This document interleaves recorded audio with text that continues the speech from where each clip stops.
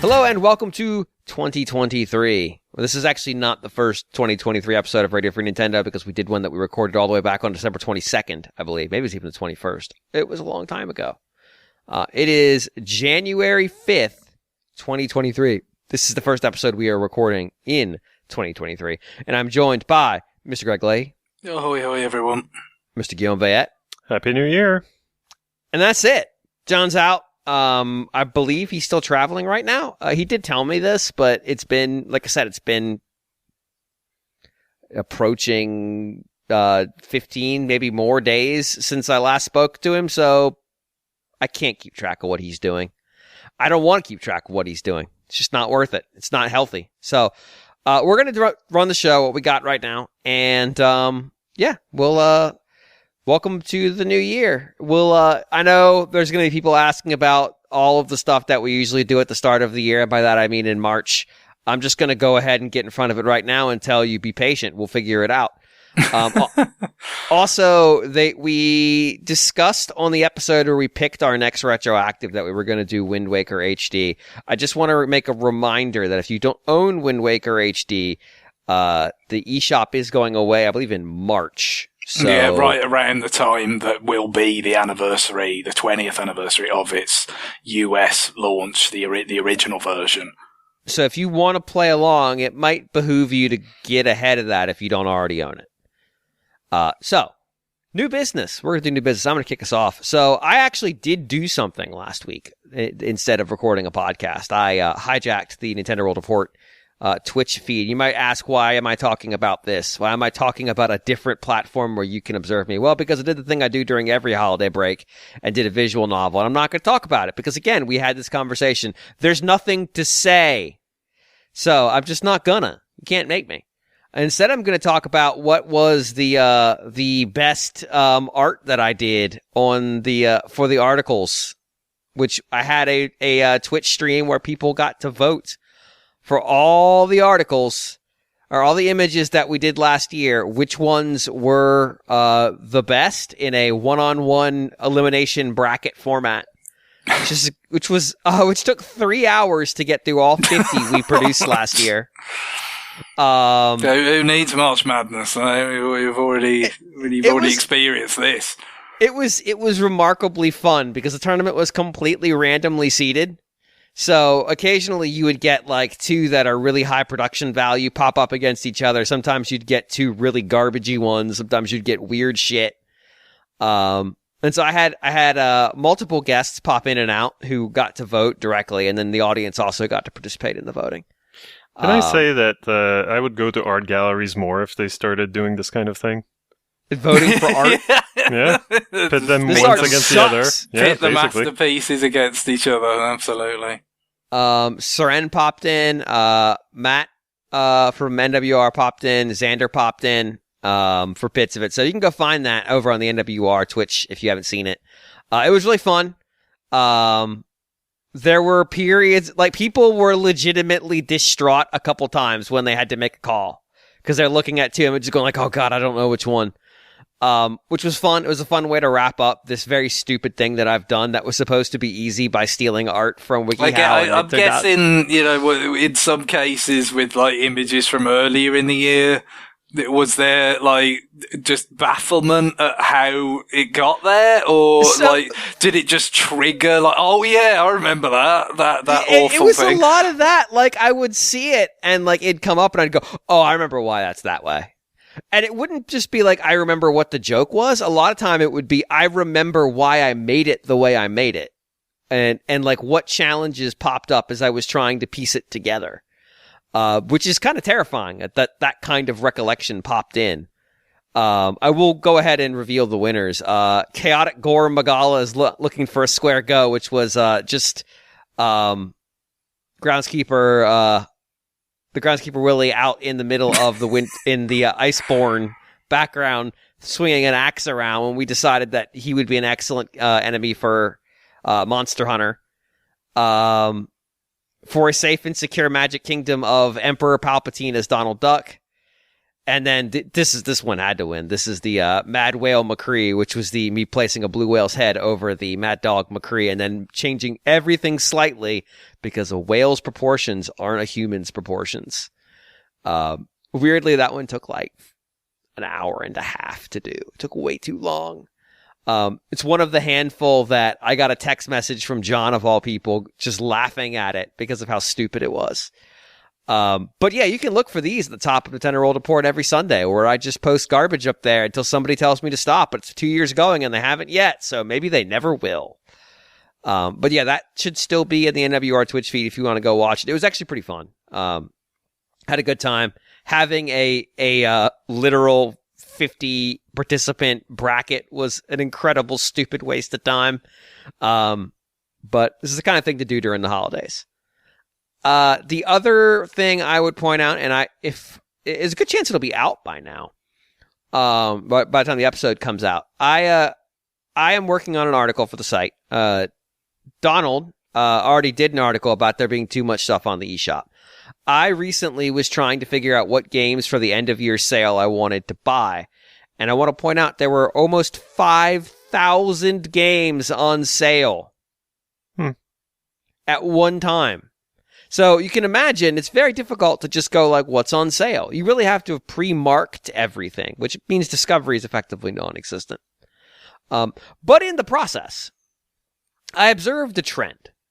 And that trend is these names that I am wondering if they are generated by AI. And I'm going to read you one. Crypto Mining Simulator - Ultimate Trading Strategy Tycoon Craft and Idle Game 3D. That is a real name of a game on the eShop right now. Let me give you another one.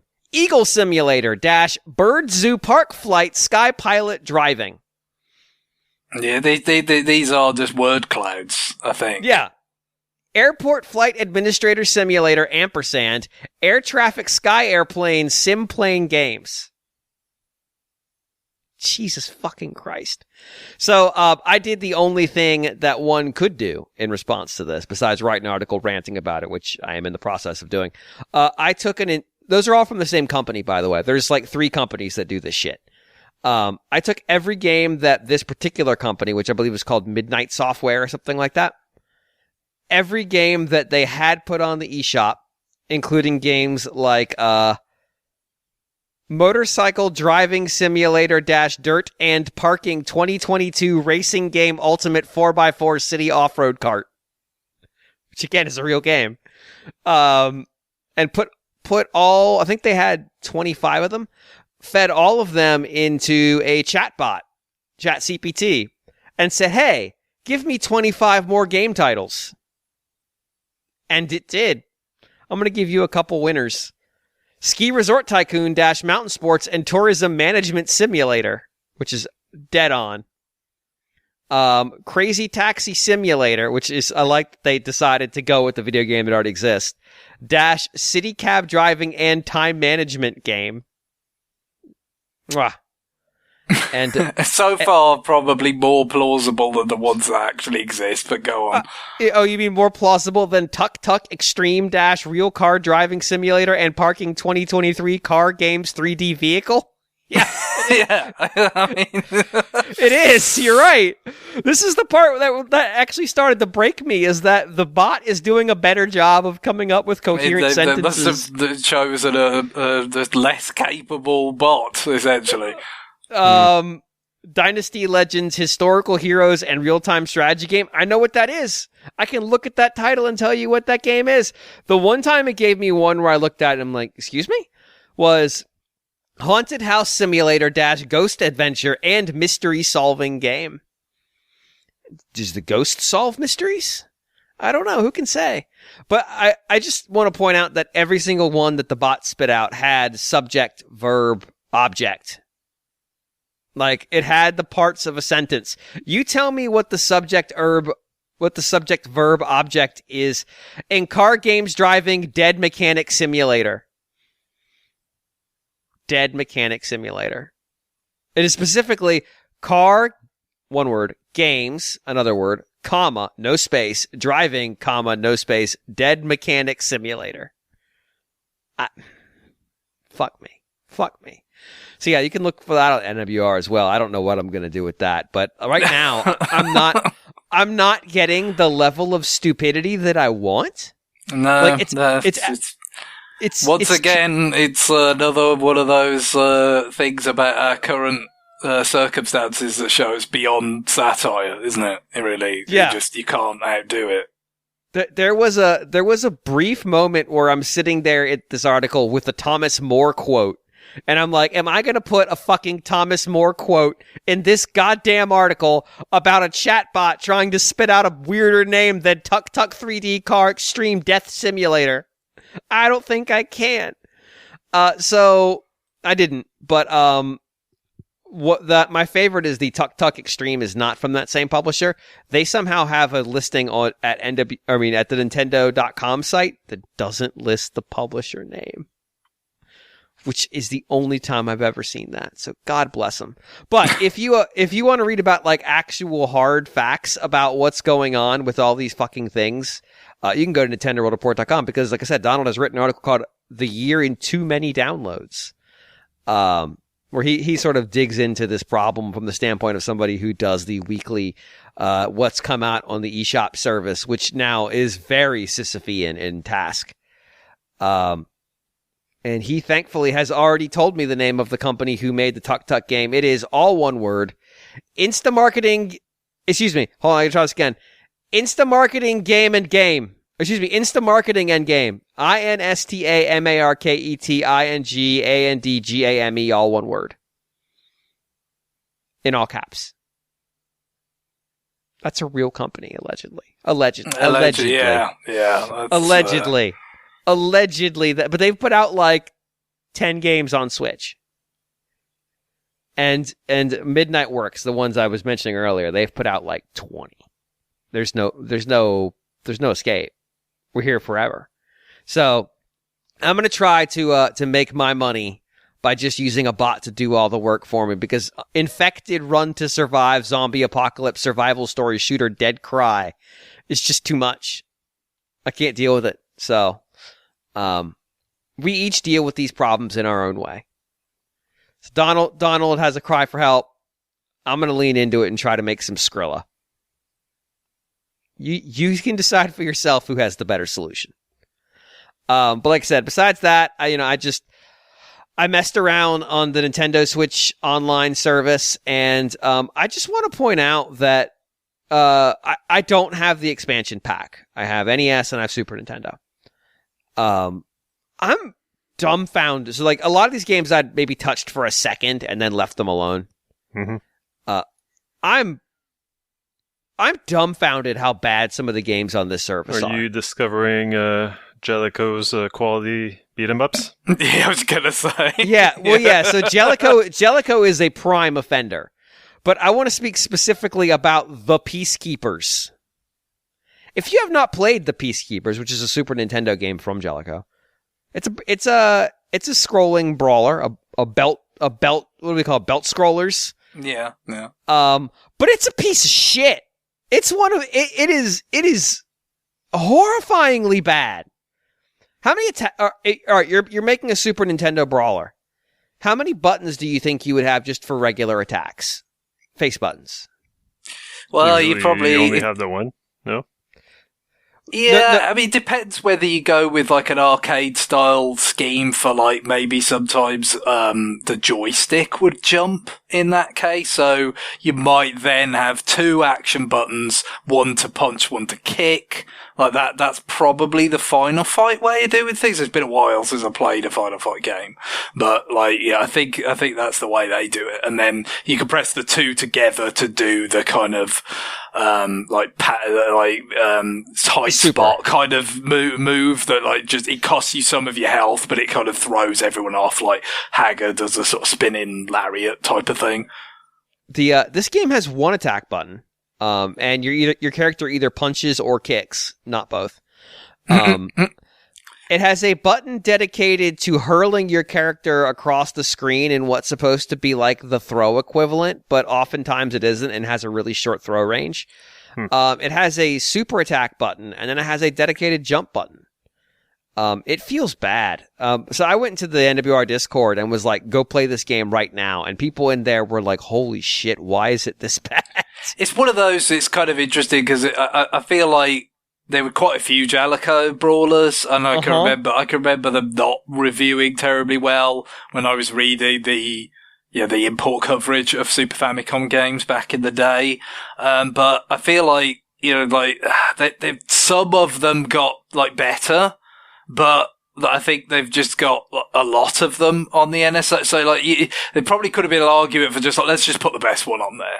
You know what I mean? Like, it's kind of like, look, they've just got NES Tournament Golf on there. They don't have NES Golf, which is mostly just worse than NES Tournament Golf, because it was many years earlier. I think it was like 7 even. So just like, if you've got games that are kind of comparable and you just want to, give people the best one on a subscription service, but I guess, if you want to say, oh, look, we're updating it, here's some new games, and it doesn't really matter if people don't actually touch it. We'd rather just give people the sense that we are, there's this many games to be had. So I guess you could go either way, and, like I say, at least you're not paying for it directly. No, but I am. Like, so that was the I mean, I think like, most people are paying for just having the first party NES and Super NES games on there, which, the most of them are there. There's very few first party games, especially Super Nintendo, missing. Really, Super Mario RPG is like the only big miss at this point, I think. Yeah. And that, honestly, like, I was looking at it, and as I'm playing, fucking the Peacekeepers, I want you to understand, this game I expected it to be bad. I saw Jellicoe. I have Jellicoe experience from my childhood. I saw that it was sort of a generic. Some of those box arts, when you go on the tough enough. I do love having to, like, the Japanese account to, like, compare the kind of box art grid between the two, and it's just like, wow. I mean, this is kind of almost like a sort of cliche unto itself about, how much better Japanese box art was, how stupid, the things that would be done to American boxes were a lot of the time. But, if you're wondering what the substance behind that was, compare a Japanese account on NSO and a Western one, and then have a look at the grid of box arts, and it's like, wow, there really is no comparison. If you have not seen it, go and Google the phrase tough, Tuff, the letter E, and then nuff, Nuff, and then compare it to the Japanese version, which was called Dead Dance, which, again, not great. But hey, punk, are you tough enough? Master the moves to master me, which is kind of a little bit sexual, and I'm not comfortable with it. But then it's like a gorilla-faced man with like only 3 large teeth. It's fucking atrocious. Obviously, there's the famous one with Phalanx, isn't there? Where it's just like it's a space shooter, but the Western is a guy. Just playing a banjo. Yeah, a guy playing a banjo in like, sort of stereotypical rural attire, I guess is the best way I can put it. Overalls and a straw hat. Yeah. The Peacekeepers Super Nintendo box art is also really bad. It's the plot characters literally punching their way out of the box. Yeah. Yes. So it looks like the box is tearing around them, but the artist doesn't understand 3 dimensions and perspective. So they're all kind of like melting in different directions. It's bad. It's really bad. Like, why is there more than one Jellicoe game on this service? I know the answer is they would play ball. Yeah, exactly. But here's the thing. What if you don't want them to play ball? What if it's like, oh, we've seen Tough Enough. We're good. We'll stop now. Because that would have been the correct thing to do. Yeah, but like what other, like Nintendo was kind of, I guess, mostly looking for multiplayer games for their service and simultaneous multiplayer games. And if you don't want to pay to get Capcom to put their games on there, then you're stuck with Jellicoe because they are the ones who would make these games. I'm looking at it. I don't know. Go ahead. I'm looking at a list of someone made a list of a ranking of the Super Nintendo beat 'em ups, and there's not that many. And it's funny because Jellicoe's games like Rival Turf, the first one in the. I'm sorry, I shouldn't have scrolled down. The Rushing Beat franchise. Rushing Beat, yeah. Yeah. Brawl Brothers is the second one, and the one you play, the Peacekeepers, is the third one. But Rival Turf, despite I played it kind of recently-ish, it had terrible frame rate and it does. You're right. Yeah, but it's like the highest ranked of the bunch, because it was kind of like it was at the time when your only other option was like Final Fight on SNES, and so that was like one player. And so that's not an option, you know. So like, it's still baffling though, isn't it? Because like as you mentioned, you know, obviously, like you think of you've got the Capcom belt action, I think it's literally called in Japan, but like beat 'em up bundle or whatever it's called elsewhere. That's got the arcade brawlers together, but stuff like Final Fight 2 and 3, like they're not doing anything with that.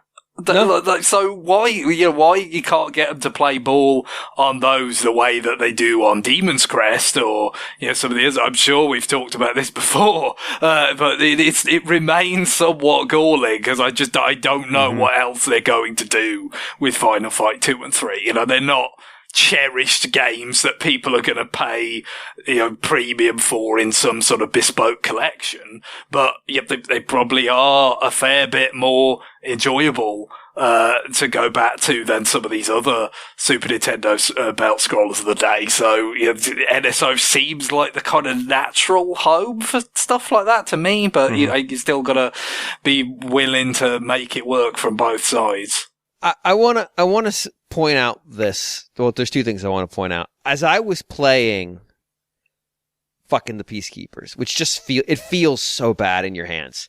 When I was playing it, I said aloud to myself, to no one in particular, not as a joke, God, I'd rather be playing Battletoads.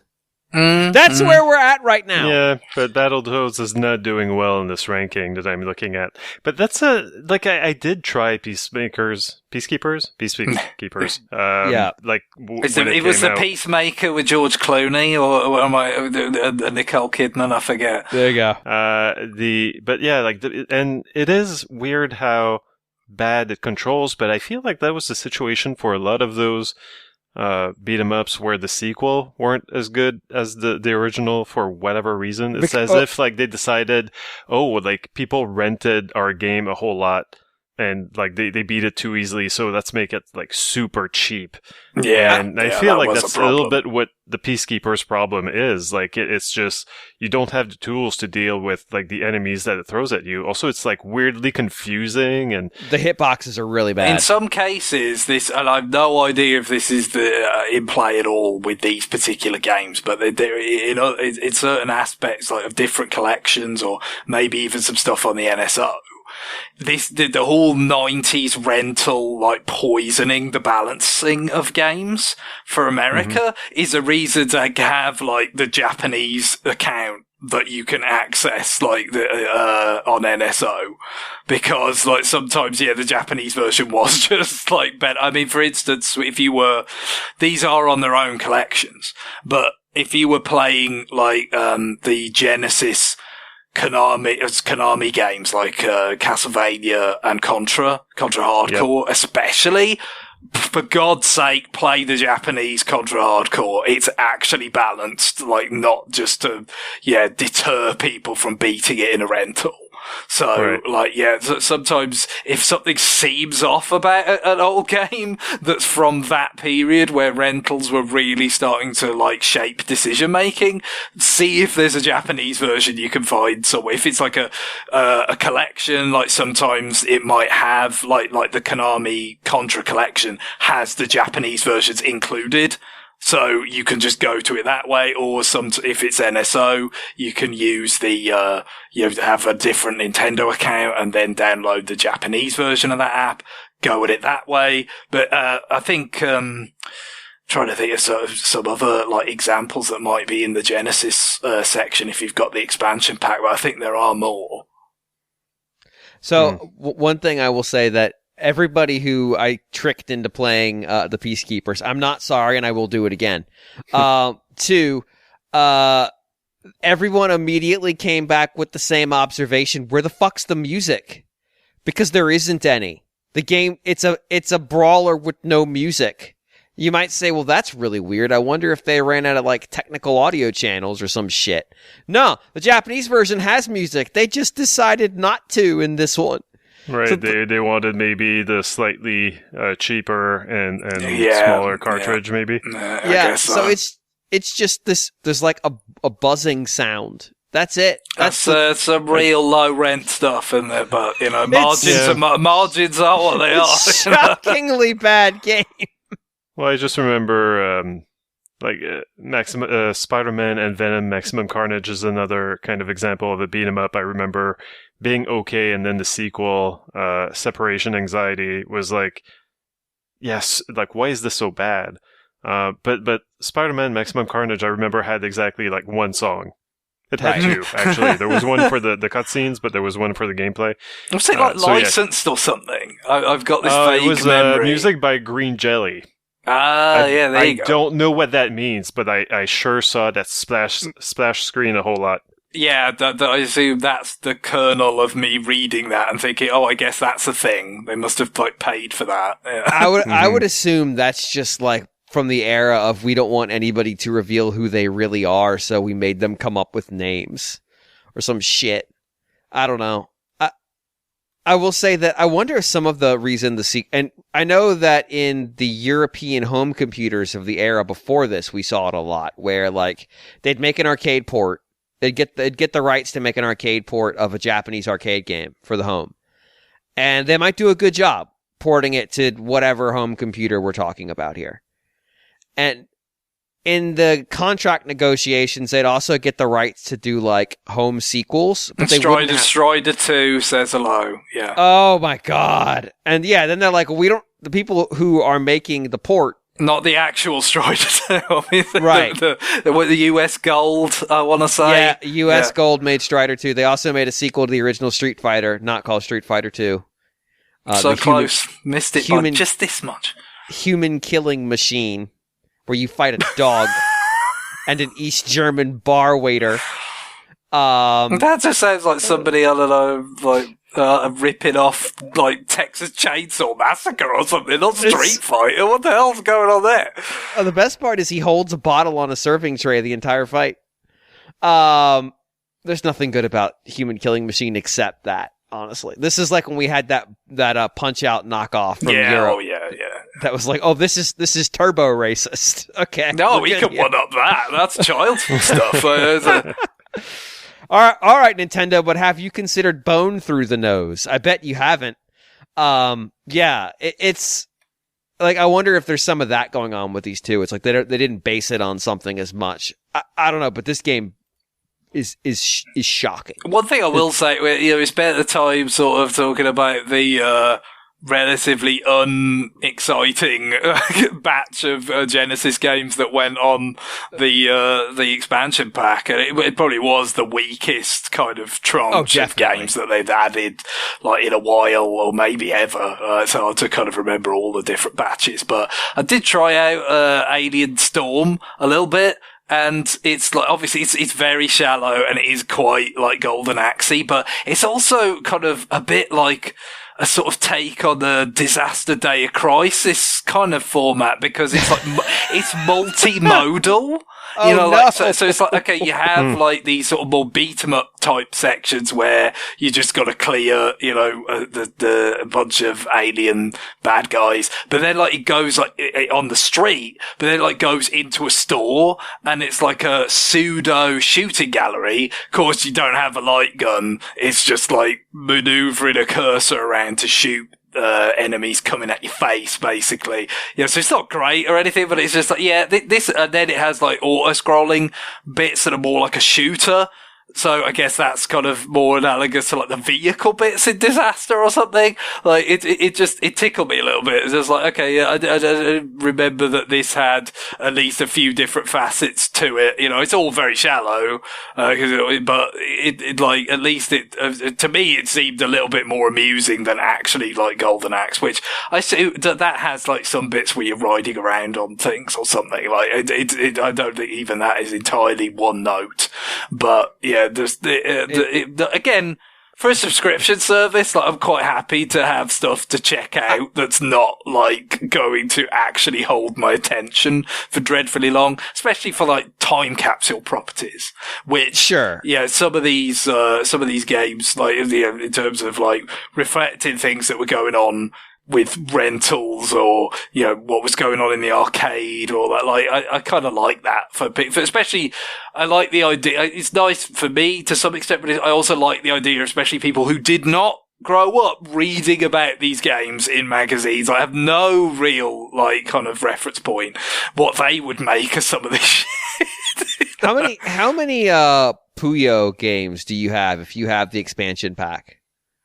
I know the answer to this, by the way. Yeah, because B Machine, right? That's on the Genesis one, and then on the Super Nintendo, you've got the one that's just Puyo, but then you've got the import, because it's nice they do have imports, and that's especially with puzzle games, because you've got Panel de Pon as well. But then you've got the Kirby one, right? So that's at least 3. So there are 3, and then there's another game which the name is escaping me that basically knocks off its mechanics. Right. So there's effectively 4 of these fucking games. Nintendo, please stop. I need a few more. So maybe some Sega Ages, like on the eShop. Like, I mean, it was definitely a 3D Classics version of it, but I can't remember if it also got a Switch Sega Ages version of Puyo as well on top. I feel like we got Puyo 2 of them Tetris. I feel like we got 2 Sega Classics. I believe we did. It's possible. Yeah, I mean, so there's quite a few of those on Switch. It's really a thing. I like that we only got Columns 1 on the Sega Genesis Ages, whatever, Sega Genesis Online, but we got Columns 2 in the Ages. Columns 3 is lost to history, ironically. So, that's all I've got. I spent way too much time in the eShop and found the experience to be humbling and distressing. Just want to point people's attention to the fact that if you love Jellicoe's Brawlers, there's a Jellicoe Brawlers pack published by Retrobits where you can have a bunch of Jellicoe Brawlers all in one. On a physical Super Nintendo cartridge, like as a sort of reprint, but with all the games in. They didn't have to. I hope it's like with the music in. Like, absolutely not. These are ROMs that they downloaded off the internet. Because, I mean, come on, if you've got room on this kind of Super Nintendo cartridge for multiple games, we should have room for the music, right? Come on. Yeah, but that implies, like, look, these are Jellicoe licensed, whatever that means in 2023. But no more work went into this than your standard 4-in-1 Chinese bootleg. Like, because it's probably what it is. The margins being what they are, I'm sure it's, pretty tight. I mean, like, look at the screenshots on the Amazon page. Like, this is not. This does not look great. It looks like something you would buy on an outdoor mall from a cart that suddenly disappears the next day. Like, that's what it is. I do kind of want that set of stickers, though. You get 4 stickers. I think this is worth it. And all 4 of these stickers are terrible. They're all about. Well, 2 of them are about Tough Enough, which is what you want, It's a black and white rendition of the Hey Punk, Are You Tough Enough? Which is all one word in the title screen, so I guess it's Tough Enough. I can't fucking believe this shit. Like, can somebody please find whoever is the licensing agent for Jellicoe and make them stop? Like, we're gonna get, like, we are precipitously close to the revival of Wampum. I just want you all to understand that. And when that happens, it's because you played Tough Enough and made Nintendo think they can continue to work with these people. So on that, I'm going to just stop here because I'm having horrible flashbacks to the hour I spent in the eShop looking at 9 games about a German girl who you had to find her hidden in a picture. I'm not even joking about that. It's fucking unbelievable. Guillaume, what have you got? Yeah, so I've been, as I told you before we recorded, my new business is pretty scattershot. Still battling my Pinball FX3 addiction. I really gotta stop with games with like any type of leaderboards or, you know, that kind of stuff. I'm just like not a mark for that, but like, you know, I'm a sick man who will fall back into bad habits, basically. But this week, the kind of the matchup thing is Attack from Mars. The table Attack from Mars is amazing. The announcer guy the guy, the voice that goes like multi-ball is super into it. Hell yes. You wouldn't believe how into it he is. Like, it is amazing. I just. Does he go with like the multi-ball, or is it like a more upbeat one? Multi-ball! Well, the multi-ball is one thing, but it's really just like once the multi-ball is activated and you start getting the jackpot. Oh, it's like, jackpot. Oh, yeah. Jackpot! Super jackpot! Yeah! Super jackpot! And then finally the Please isolate that audio. super jackpot, baby!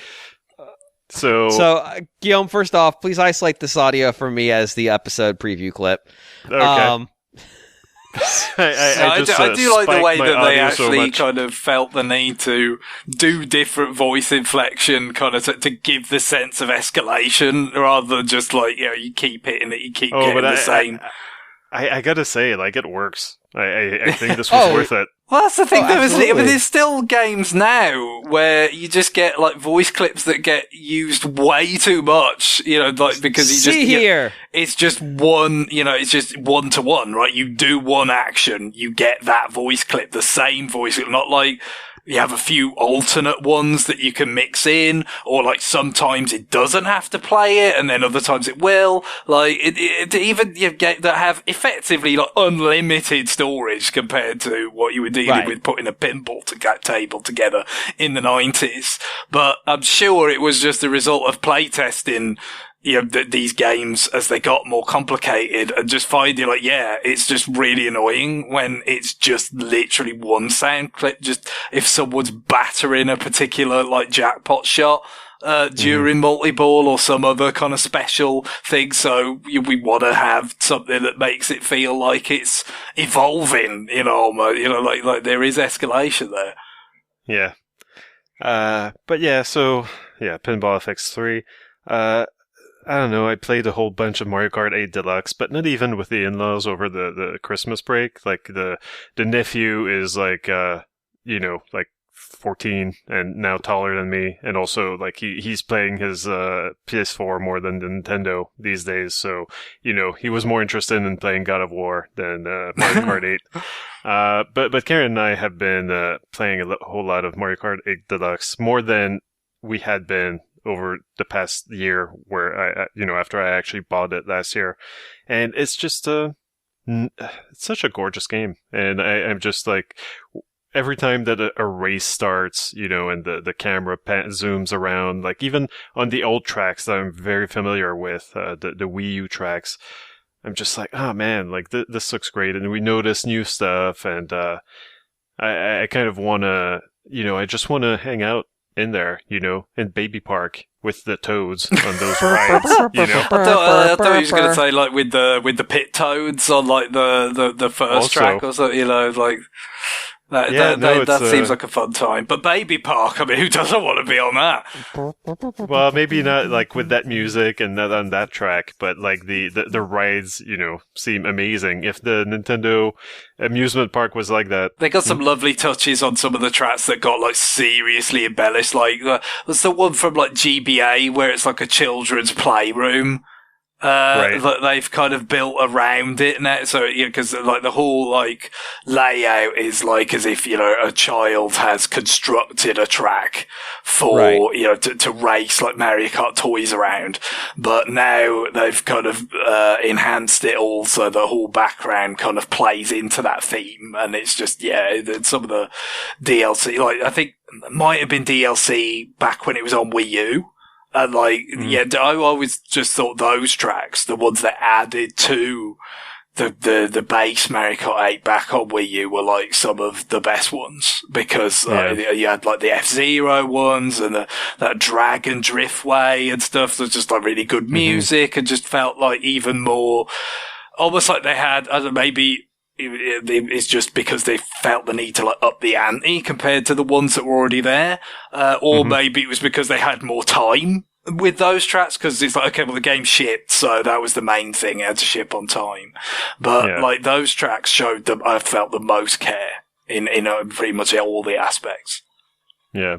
Yeah, the Ribbon Road is the one you were referring to. But yeah, no, it's just amazing. Like the, what's the dragon one again? It's a Dragon Driftway, I want to say. Right, yeah, and like there's like these statues of these, I think, Hammer Brothers and like kung fu poses. It's just like, it's amazing. And the dragon is like based off a boss from Galaxy 2, I want to say. It's kind of a weird pull. Like the face of the dragon, the motif in that level is like very, I think, pretty directly based on a Galaxy 2 boss, which, was not, I guess it wasn't that old at the time. Like, it was probably like 4 or 5 years old, but it was still kind of felt random. Like you might have thought it'd be something more from like the more recent games, like 3D World or something. Yeah. Well, sometimes there are like deep pulls, like just the fire entities bouncing around in the volcano stage that are from Mario 3. Like I don't think we saw them from anywhere else than the desert world in Mario 3. Yeah, I don't remember seeing them in like Mario World or anything. Yeah, but they're just like, hey, we're making a volcano track. They could be here. yeah. So no, it's pretty cool. So really, really enjoying that. But I guess what I should be talking about more is so I've played Bayonetta 3. I got it from the library and I had to give it back. And the problem here is that I picked it up. I didn't immediately start playing it. And then once I did, I enjoyed it enough, but I never really had any urgency to keep playing.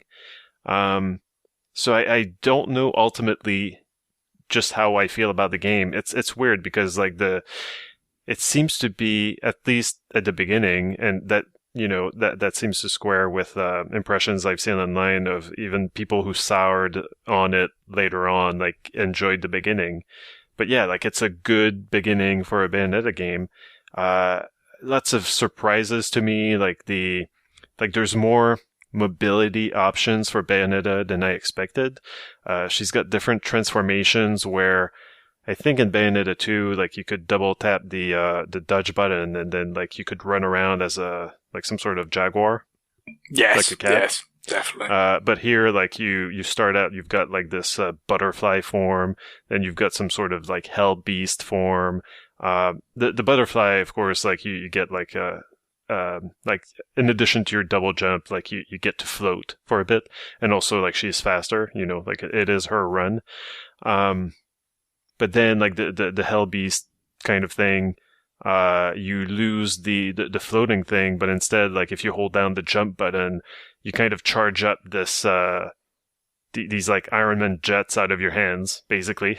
And so, like you charge it up, and then eventually when it's fully charged up, like you're propelled forward. And then, yeah, so there are a bunch of stuff like that, including like, like a spider form, and it's really weird, but it's really cool. So I was surprised by that, and it made the janky platforming in Bayonetta 3, more enjoyable than I expected. It's always been junky. Like I don't think I've seen these games from Platinum, They're usually, not platformers. They have platforming. They're not platformers, and they're not good at being platformers. It's kind of two types of it, isn't there? There's some bits where they do actually have like an action bit, and then there's just like if you want to try and explore and find like those little secret stages or like a treasure chest. Sometimes you have to kind of do some weird platform, and it always kind of feels like you're doing something you shouldn't be able to do, or you know what I mean? But like when you finding secret stuff, that's one thing, but when it is actually like, okay, especially the first one that had more of the QTE stuff like built, attached to it as well, like it did kind of feel like, this shouldn't be something that's necessary. Yeah. And as for the combat, which is the meat of the game, I again, like the different forms offered more variety than I expected, but as I was kind of exploring the different options with you start out with kind of the regular quote-unquote weapons, which have like this good mix of speed and damage, and then like you also almost start out with the second weapon already, which is like some sort of club, which of course is slow but really powerful. And then eventually you unlock stuff like vines or, like a whip basically. And then you can, whip around like the lighter enemies, the more minor enemies, or like you can pull enemies towards you and stuff like that. And this made me realize, like, I was thinking, like, was this variety in Bayonetta 2? And it just made me realize, like, wow, I've completely forgotten what you can do in Bayonetta 2. It was like 8 years ago or whatever, wasn't it? It was quite a while ago. I played it and then I was done. There was quite. I mean, even in the original Bayonetta, there was quite a bit of variety with the weapons. But I think I just liked the variety weapons more in the second one. You had like the chainsaw. Like ones like I always remember putting them on her feet, so she kind of ice skated around on chainsaws, and then like there were like whip type weapons in that as well. And you kind of whip things towards you and then just kick them with your chainsaw foot and do enormous amounts of damage. It was lots of fun to be had in Bayonetta. But I mean, it was quite a while ago, but I did replay it on Switch. So I've got, it's been reinforced, at least in the last 4 years or something. Right. I just, there's a lot of details that I didn't remember. So this makes me, for like, because someone rented the game after I did, I could not renew it at the library, so I had to give it back. And so, but this makes me think like, well, do I really need to keep playing Bayo 3? I could just rediscover Bayo 2. It's like almost all new to me again because I don't remember any of it. It's not all bad getting older, is it? Yeah, it's senility. It's the golden years for a reason. Yeah. Some people, they say with like a favourite cherished film that they saw in the cinema when they were young, and the sense of wonder, and it's to go back and watch it again like it was the first time. Well, I get to live that. But all this to say that, I enjoyed Bayo 3, but maybe it's not so new or so original that I felt like I had to have more of this, constantly. I needed to take breaks from it, and I think part of that is, well, the platforming and the hunting for treasures, not treasures, but hidden stuff, because they do unlock powers, they do unlock things, and so it's important to find them. At least it is to me. And also, I enjoy exploring in games in general, but it takes so long in your usual Platinum game because of various challenges, because the camera might not be cooperative, because the platforming is not very good, as I already mentioned. It's kind of exhausting. And you're always wondering, like, well, did I miss, like, you see, like, your tally at the end, like, oh, I missed, like, this one hidden thing somewhere. Is it because I couldn't get to it yet? Like, do I need to go back to there after I've got some sort of upgrade? Or was it, like, did I miss something very obvious? Or did I miss something that was almost impossible to find unless, like, it's there? Anyway, that kind of stuff is a little bit exhausting, so it was hard to get in a mindset that would have allowed me to plow through the content, in like 3 weeks. I don't know if it's a good or bad thing. I feel like in different contexts, like maybe this was a bad game to get from the library, ultimately.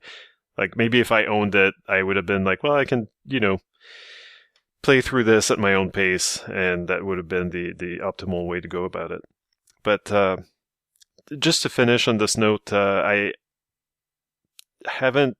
kept waiting for the moment where the frame rate would get unbearable, and I haven't reached it. And it just makes me wonder, what the hell people are talking about. Maybe at some point, but like all I've met is what I would call ordinary frame rate drops or frame rate fluctuations, i.e. like stuff that doesn't bother me.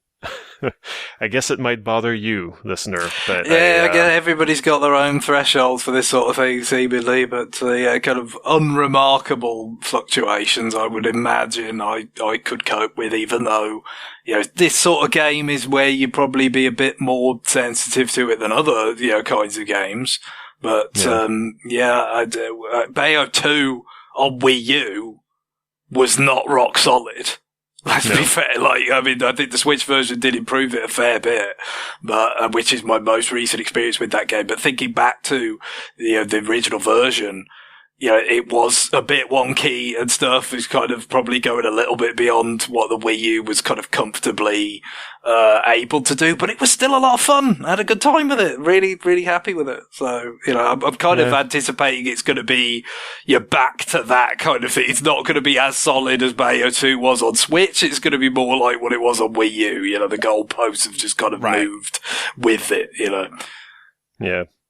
And finally, because I couldn't get Bayo 3 from the library immediately after. Yeah, anyway, I switched to Mario plus Rabbids, Sparks of Hope, which was not taken. No one reserved it. It's been on sale quite a bit, like physically over here and digitally around the world. And yeah, just anecdotally, like back when my nephew was like 10 or 11, his dad bought him Mario plus Rabbids, and I don't think he ever really touched it. And if he had talked to me, a Nintendo expert, I could have told him, stay away. I don't think this is a good fit. I don't think he's going to have the patience, or like, I don't think he's interested in that kind of stuff. And, but no one asked me. And so, I feel like that's been maybe the case for a lot of, kids whose parents thought like, well, it's got Mario in the box. It's got to be good for my kid. And then like the not knowing like the whole XCOM thing, basically. No, that's the thing. I mean, it's reviewed quite well. I enjoyed the first one, so this is one of a number of games that have come out recently where it's like, theoretically, I could imagine myself playing it and enjoying it right about now. I mean, you've got Bayonetta 3. I've not started that yet. The new Pokemon, for all its technical weirdness, I'm sure I could have been enjoying that, although it's sort of not necessarily the most urgent feel to it because we're not even a year removed from Arceus yet. It's another one of those games for me that's like, I could absolutely see myself enjoying this, but just hasn't been any sort of impetus to say, well, I've got to do it now. And especially because it seems like it's already getting discounted quite significantly.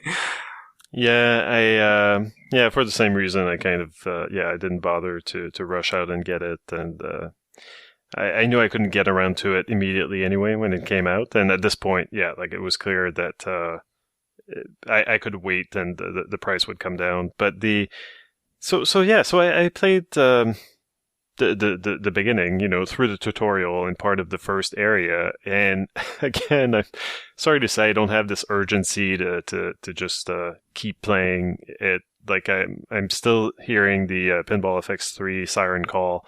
Nice. It seems to be more immediate and rewarding than playing Mario plus Rabbids.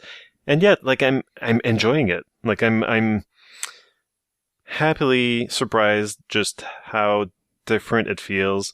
I think that people know that the movement is very different in this one. You've got more of an area that you can cover instead of being on this grid in the first one. And that does change a lot how you approach combat, because you're free to walk up to an enemy and dash into them for some, a little bit of damage, and then go hide behind cover. And then when you get out your Mario guns, the guns that he's always had, but that's never used apparently. So when you take out your weapon and you take a shot at enemies, that's where your movement is locked. You can't move after shooting. But other than that, like there's there's a different feel to when you're in a battle screen. The changes to the mobility, the way that you move around, and it does change your tactics, and so that's pretty great. There's also, I think, more customizability. Again, I feel like I'm forgetting just how customizable things were in the first game. It's been a minute, but this one has different. I think that you could upgrade your characters in the first one, right? I remember. It's been a while, but I can certainly remember having some agency over, what categories to kind of put your upgrade points in, at least, like at first, what did you want to get better at fastest, kind of thing. Yeah, but I think maybe it's just the fact of the fact that you start out with a larger cast to begin with. You've got more options for combat just in the characters that you can swap in and out of your team initially. So we'll see how that evolves. But I think I remember the first game being like, well, you're stuck with these like 2 or 3 characters that you start with, and then like you add one and then one and then one. It's very gradual. In this one, you start out, you've got already like 7 or 8 characters, so you've got I don't know, like 30 different options or something. So that's pretty cool. But there's still like this division between like the battles, the fights that are pretty fun. But then like they to get to the fights, like you've got in between that these kind of exploration segments, and those are not really very fun. Again, like it's the situation where this looks like a Mario game. It plays nothing like a Mario game. And I think I recall reading somewhere that there was like a mandate from Nintendo to Ubisoft that Mario can't jump in this. Like you can see him jumping in like cutscenes and stuff like that. But I think there was like a directive like, look, this is a Mario platformer, so you don't make him jump or something. I don't know if it's true or not. Like, but it's very counter to what the approach they had with the both Super Mario RPG and the Mario Luigi games. He must jump. Yeah, the jumping is like, and I've got like, especially I think the original Mario and Luigi, like it's very much like, yes, jumping is pretty much his entire identity and how he expresses himself, because he's a sort of quasi silent protagonist, other than these sort of cartoon Italian gibberish outbursts. So it's really hard to imagine him being anchored to the spot in a game like that. But apparently here, that was the choice. Well, it just makes it feel like everyone is like magnetically pulled to the ground. Like the gravity has been cranked up, 3 times what it should be. And so, everything. He's got the boots on from the like oil rig prison in Face Off. If anyone remembers that. Like, I do not. I would have gone with the metal boots from Ocarina of Time or something. Well, I mean, arguably a more pertinent culture reference in this context, but, I would argue it. But yeah, so that's a little bit weird. And like the movement in those, like even if you discount the fact that you can't jump, like the walking or running, like there's this weird not inertia, but I guess inertia, like it's like more, the gang can't turn around very well. The camera feels like a little bit too sluggish. It makes looking for secrets kind of a pain in the butt. Thankfully, you can press the minus button to bring up the map, and it just freaking shows you where the secrets are. But there's this weird thing where then like you come out of the map and you don't know what you're looking at anymore. like I feel like there's like some sort of issue that I can't quite put my finger on with the UI in this game and the kind of the design of the menus and of the map, where I get turned around too easily, and I don't know. And going into the map is too much of a bother because, like, for some whatever reason, like there's a load time when you bring up the map, and it saves every time, and then you come out of the map, and it's like, yeah, where was I going again? I don't know. I guess I'll play more, and maybe I'll be better able to talk about it. But I don't find the exploration fun in this game, and unfortunately, just like in Bayo, it's a little bit required, because that's how you power up your characters. And so if you want to have a chance in combat, well, you kind of have to scour every inch of a stage. You have to find every secret so that you're properly equipped to deal with the battles. You must engage with the content or else. Yeah, basically. But I'm enjoying it overall. It's made me chuckle already a bunch of times, but then again, like, I'm an admitted Rabbids fan, I guess. I would assume I'm the person who's bought the most Rabbid games on this podcast. I mean, easily. Is the number more than 2? Yes. Congratulations. Yeah, that's me. Rabbids Go Home and the original Mario and Rabbids. That's it for me. For me, it was the original, and then I was like, "Hey, this one uses the balance board. I better get it." So I got that one, and yeah, Go Home, and then the Mario Plus Rabbids, the first one. Although I sold it since. I should pull out that original Rabbids game. Yeah, see how it fares. It's going to be bad. I know that, but like, because it was pretty close to launch, and that was why I got it. But just to know, like, and this might be one of those things where I start streaming from the minute I open the disc. That way, my entire physical reaction is captured. But I fully expect that I'm going to touch it and go, "Oh, this is bad. Why is it bad like this?" And I'm here for it. I'm here for that experience. Yeah, well, here at least, like, they gave them like a different personality than just like chaotic, animal thing. And you've got, like all the Mario Rabbid characters are, kind of have their own thing going on. They've got their own little gags. And I don't even remember if Mario Rabbid was in the first one. Like, was he? But in this, no, like, he's he was not Rabid. Well, wait, maybe? I thought that, there were obviously, like, Rabid Peach was the one they really pushed hard, and Rabid Luigi. But I think there were, Rabid, Luigi, Mario, and Yoshi as well. Like, they're just ones for all of them, basically. Right. There was one. I just don't remember him doing much at all, but like in this one, he's got more of a role, or he's more present in the cutscenes, and like he's very, what's the word, braggadocious. And it's just, it's funny. I think he kind of sucked in the first one, so like he probably wasn't super, because he was like a brawler. Right. Yeah, I haven't used it in combat, but that's the other thing. Like, who did you end up using? Because you had a fair bit of flexibility, so certain characters you might kind of not engage with that much. But the cutscenes and stuff, the way like Rabid Peach carried over to the DK expansion.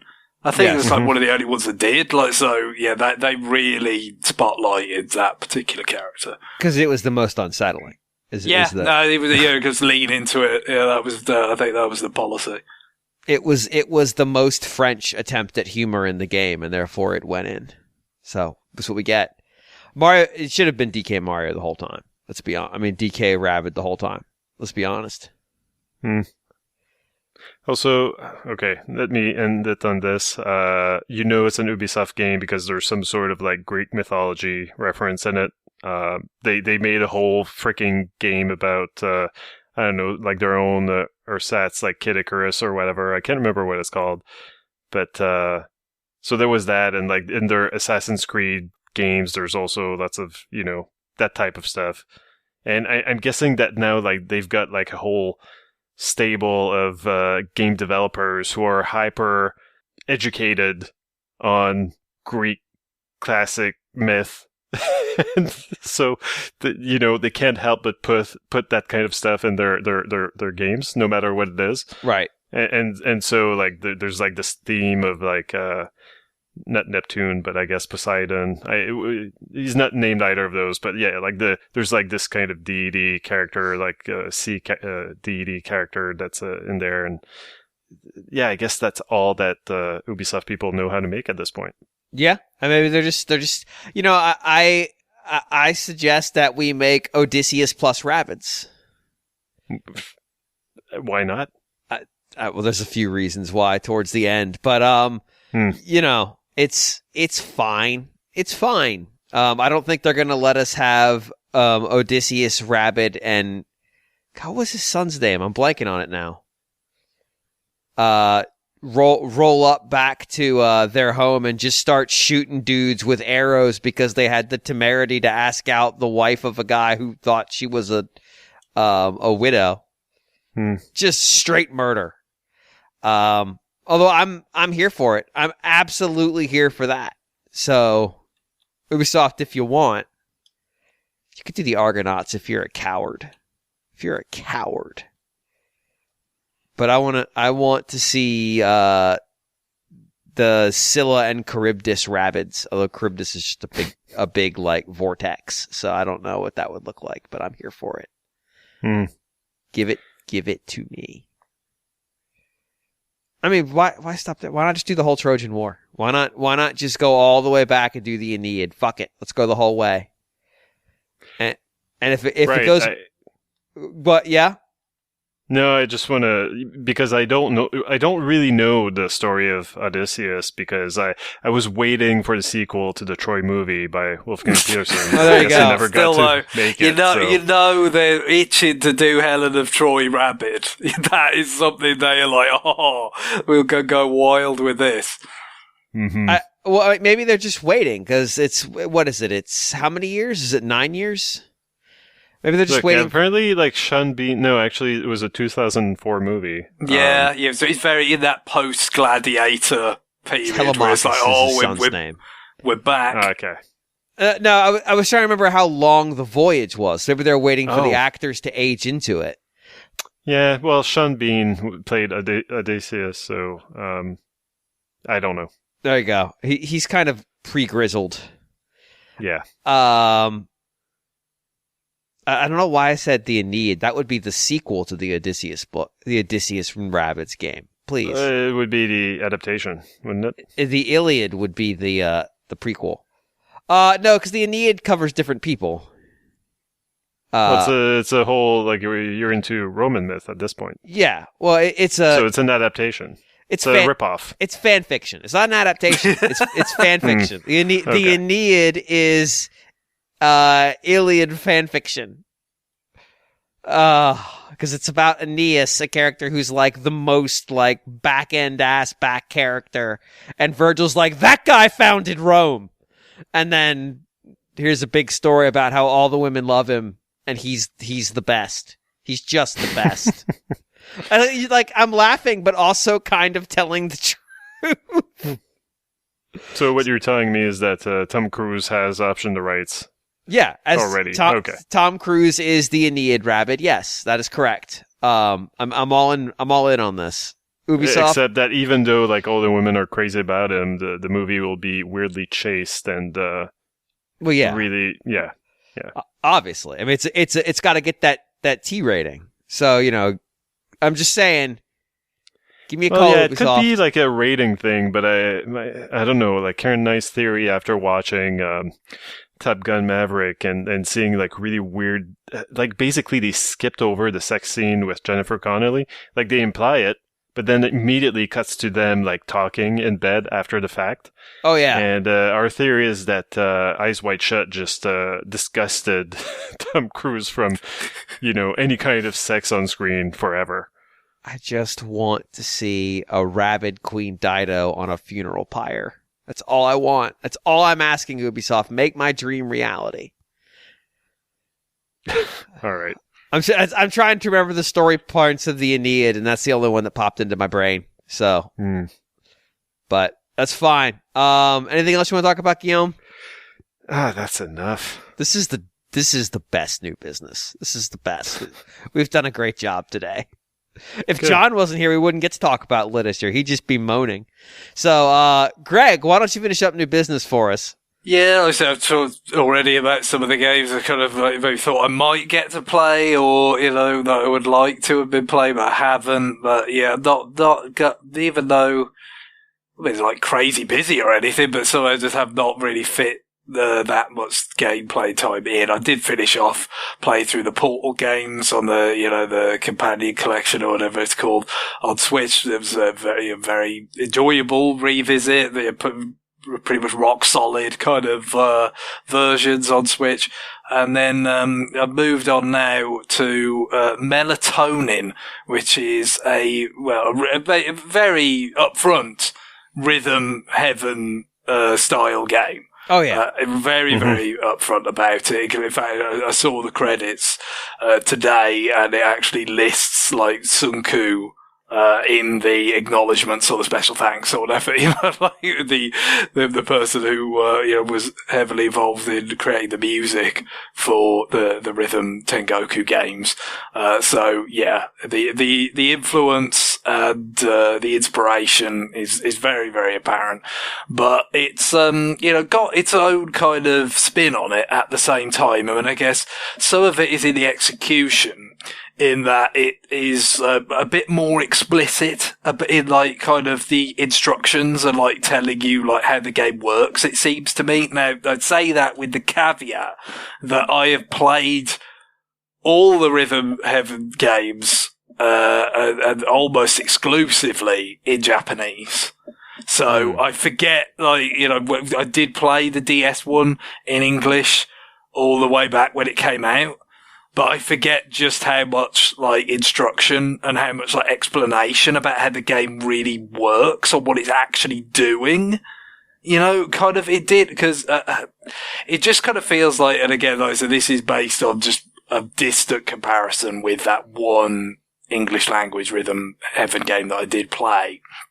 It just feels like this is more willing to, like, pull back the curtain a bit on like actually like, yeah, this is like what we're doing relative to the beat, rather than like sort of focusing more on like what's happening in the game in terms of like, when this happens, you do this. Like, it's more say like, okay, yeah, this is more upfront about, basically it's all based around, the actual rhythm and the song, and, this is what you should listen for, and this is what's going to happen, and it's got a very kind of, thorough, like, tutorial section, which again, like, all the Rhythm Heaven games have this, where you kind of pass a tutorial before you go into the game for real, where it's showing you, how this particular sort of game works and what you're expected to do, how you can distinguish, the kind of tells for like, what action you need to perform if there's different ones and so forth. And that's all here, but it just, it's really upfront in terms of like, it will have like the button prompts coming up in the tutorial in terms of like with a circle, almost like a more conventional note highway type of rhythm game. In the tutorial, so it's like, okay, yeah, you could see the timing coming down on when to press A. Sometimes the shoulder buttons come into play, L and R, so you might get those sometimes as well, but it's like, okay, these are the buttons that are getting pressed at these particular times, and then it will also say, like, in text, early or late or perfect. For, did you get it right? Or if you got it wrong, how did you get it wrong? It just seems like it's all a bit more upfront and telling you, preparing you for what to do and then giving you feedback on how you're doing it. And then, of course, when you go into the game itself, it's more like Rhythm Heaven in terms of like the feedback is just like in the game itself, like in the kind of, the audio visuals at that point. But has a more consistent aesthetic than Rhythm. I get your Rhythm Heaven games have a kind of pretty strong like trademark aesthetic with the kinds of characters and the kind of style that it has, but it's definitely a lot more varied than this. This has a very consistent color palette with the kind of purples and pinks, and because it's is the product of the developer Half Asleep Games. It's all themed around dreams and sleep and all that. Like, it feels quite consistent. Like, it has different themes for each game and all that. So there's some variety, but it just feels a bit more like, okay, this is one person's, like, various kind of dreams for each, constituent rhythm game. And then you have, at the end of 4 of those, you get a remix that works in all the previous ones into, this kind of aggregate rhythm game. So totally just following that Rhythm Heaven playbook. But other than the aesthetics, I think the biggest thing about it that distinguishes itself in a stylistic way is the fact that music is very chill. As again, as befits the sort of theme about this is dreams and all that kind of stuff. Like it's again, there is some variety in the music. It's not like it's completely one note or anything, but compared to, especially, you think of, get Rhythm Sengoku games, they go places with different, so some are more kind of like ballads in there and stuff, but it's a lot. They are quite frantic in general. It's much more like aggressively wacky and like hyperactive, silly, like all this kind of stuff. Like, some of these, like, there's amusing elements in it, kind of has personality, but it's all trying to fit into this concept of like, basically, what if Rhythm Heaven but chill? Like that feels like a lot of the kind of the core appeal that they're going for. The kind of if Rhythm Heaven maybe is like a bit too crazy, a bit too wacky, a bit too hyperactive for you, this is going to like play on exactly the same gameplay foundations, but do it in a different sort of aesthetic and a different style that maybe, especially where, like, with that bit of extra explanation, I could actually, even though this is like very much just like a take on Rhythm Heaven, I could actually imagine some people that bounced off Rhythm Heaven getting on better with this.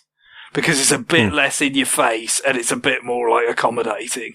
Even though I'm sure if you go for like the very best level of achievement and there's like a hard mode in there as well, like it's probably got plenty of teeth difficulty wise. I've just kind of played, done well enough to progress through the various rhythm games to the end and see the credits and stuff. And that wasn't too difficult for me because I'm very well schooled in the ways of Rhythm Heaven. Of course, having played all the games and over the years, and just recently I talked about revisiting the DS one with the Japanese version. So like, I was well prepared for this and kind of went through it mostly without too much difficulty. But if I had to say one thing that I think was slightly surprising, as the game went on, especially, it never felt like it went all in on, and this is something that I particularly like about Rhythm Heaven, but I don't know, maybe some people wouldn't so much, where Rhythm Heaven really like twists the knife with the visuals putting you off.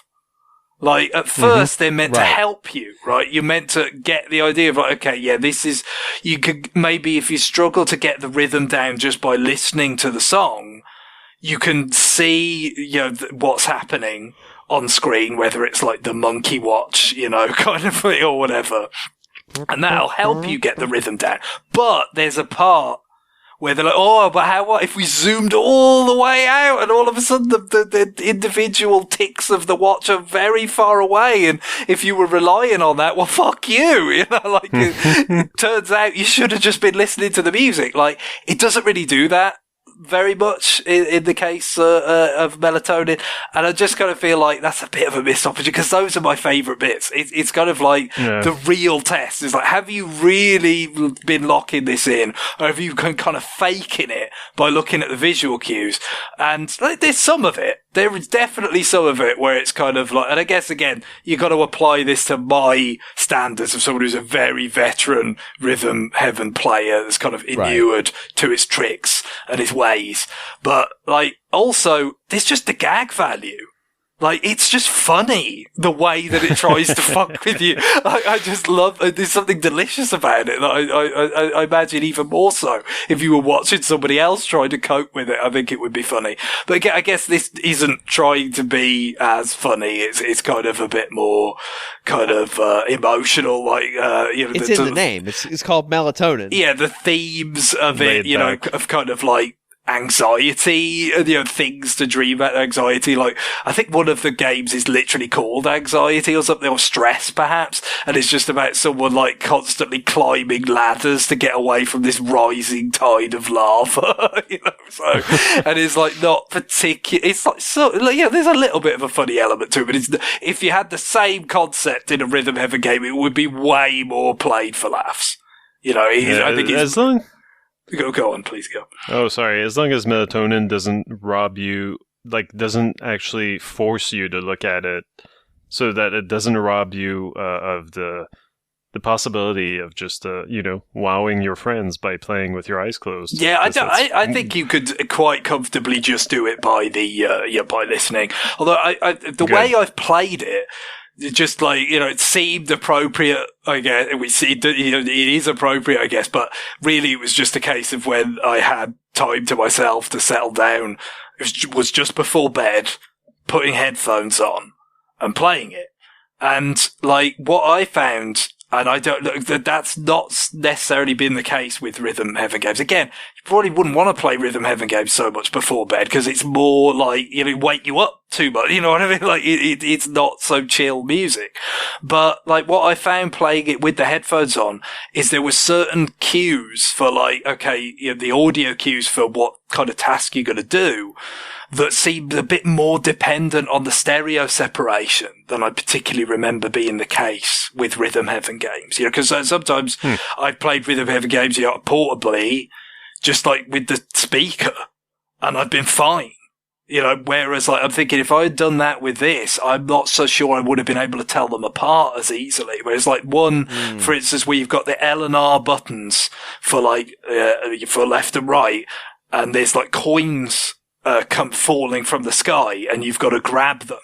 And it felt very much, there might be a little bit of a difference in terms of like, okay, if it's a coin that's going to come right, it sounds somewhat different from the coin that comes left, but it's much easier to just go, no, I can hear it. It's on the left on my headset, so I'll do, and I don't know whether that would so much be the case quite in a Rhythm Heaven game, whether they would almost not require, but leverage it on the stereo separation and, possibly, again, maybe not needing, but benefiting from headphones. So a little bit of a different kind of implementation there, but a lot of it is so close, just like the different kinds of ones, like ones where it's very much just about staying on the beat, like a Monkey Watch or a Lockstep.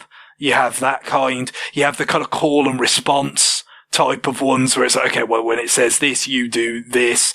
When it says something else, you do something else. And then the outright, like Simon type, where you literally repeat a sort of phrase, a rhythmic phrase that it spits at you. It just goes down the sort of list of those sorts of things, but just, with this different aesthetic. And there was one involving space shuttles taking off that I felt was almost exactly the same as a Rhythm Heaven game, just with from the Wii game. Although, is it bowling pins in that are launching? I forget. But yeah, for the most part, it's kind of very, very close, but with enough of its own sort of spin on it that I felt like it kind of worked. It's like, this is satisfying me in the same general sort of gameplay way, but it feels like it's giving you a different kind of vibe because it's that much more, chill kind of theme, that, like I said, I think maybe for some people it won't work, the way that Rhythm Heaven works, because it isn't just as like zany and full of energy. But I think it might open it up to other people who weren't as like into the Rhythm Heaven thing. But for me anyway, I think the sort of gameplay fundamentals, like the basic concept of Rhythm Heaven, is just rock solid. Like and it appeals to me fundamentally, so I could just keep playing different sort of takes on the Rhythm Heaven formula for quite a while, I think. But this definitely kind of scratched the itch, but just in its own particular way. Yeah, I've seen a lot of people really, really into it. I just kind of sitting there going like, oh, do I want to play a Rhythm Heaven like? But I'm glad to hear that it's not just trying to be that, because I think if it did that, it would feel a lot. Yeah, it doesn't try to do that with personality. It tries to have its own personality, and I think that's good. Like I said, just A, because it's different, B, also because it just feels more genuine than if it was like, okay, well, I guess if we're gonna do the gameplay for Rhythm Heaven, we've gotta try and emulate the personality as well, like, and emulate the musical styles. Like, I think it would feel more just like a kind of soulless rip-off if it was like that, whereas this has, brings something of its own to the template. Yeah. Cool. Anything else you want to talk about? No, that'll do it for me this week. All right. Well, that's going to do it for new business, and this was interesting. So when we come back, we'll do a little bit of listener mail and wrap up the show. So stay tuned.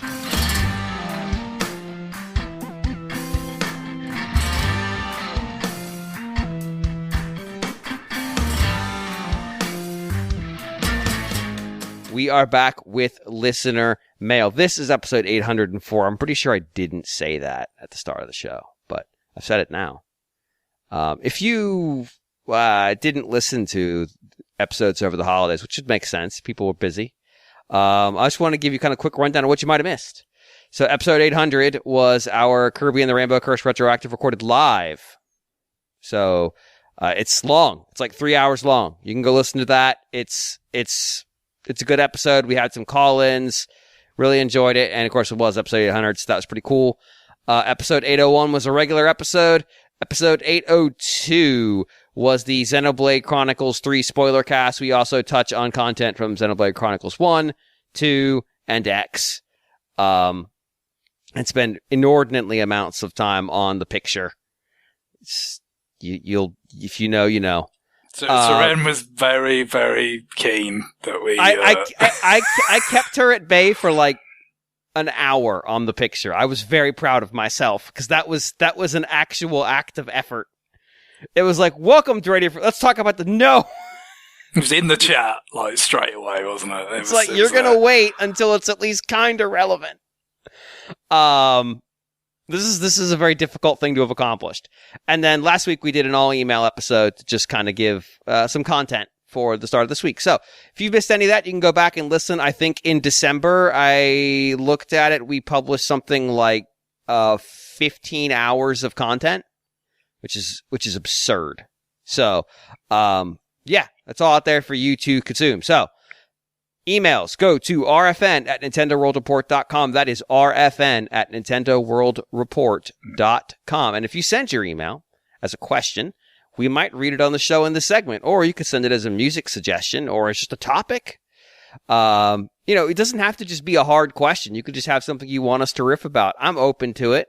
Doesn't mean I'm going to use it, but I'm open to hearing your thoughts. So please send them. Right now, our inbox has been a little bit quiet, and I'm attributing some of that to the holidays and people not listening. So go ahead and get your stuff in now, like these people did. And I will read the first email, and it is from Adolf Vega, who writes, this is in reference to the Mario trailer, the second set of Mario trailers that came out.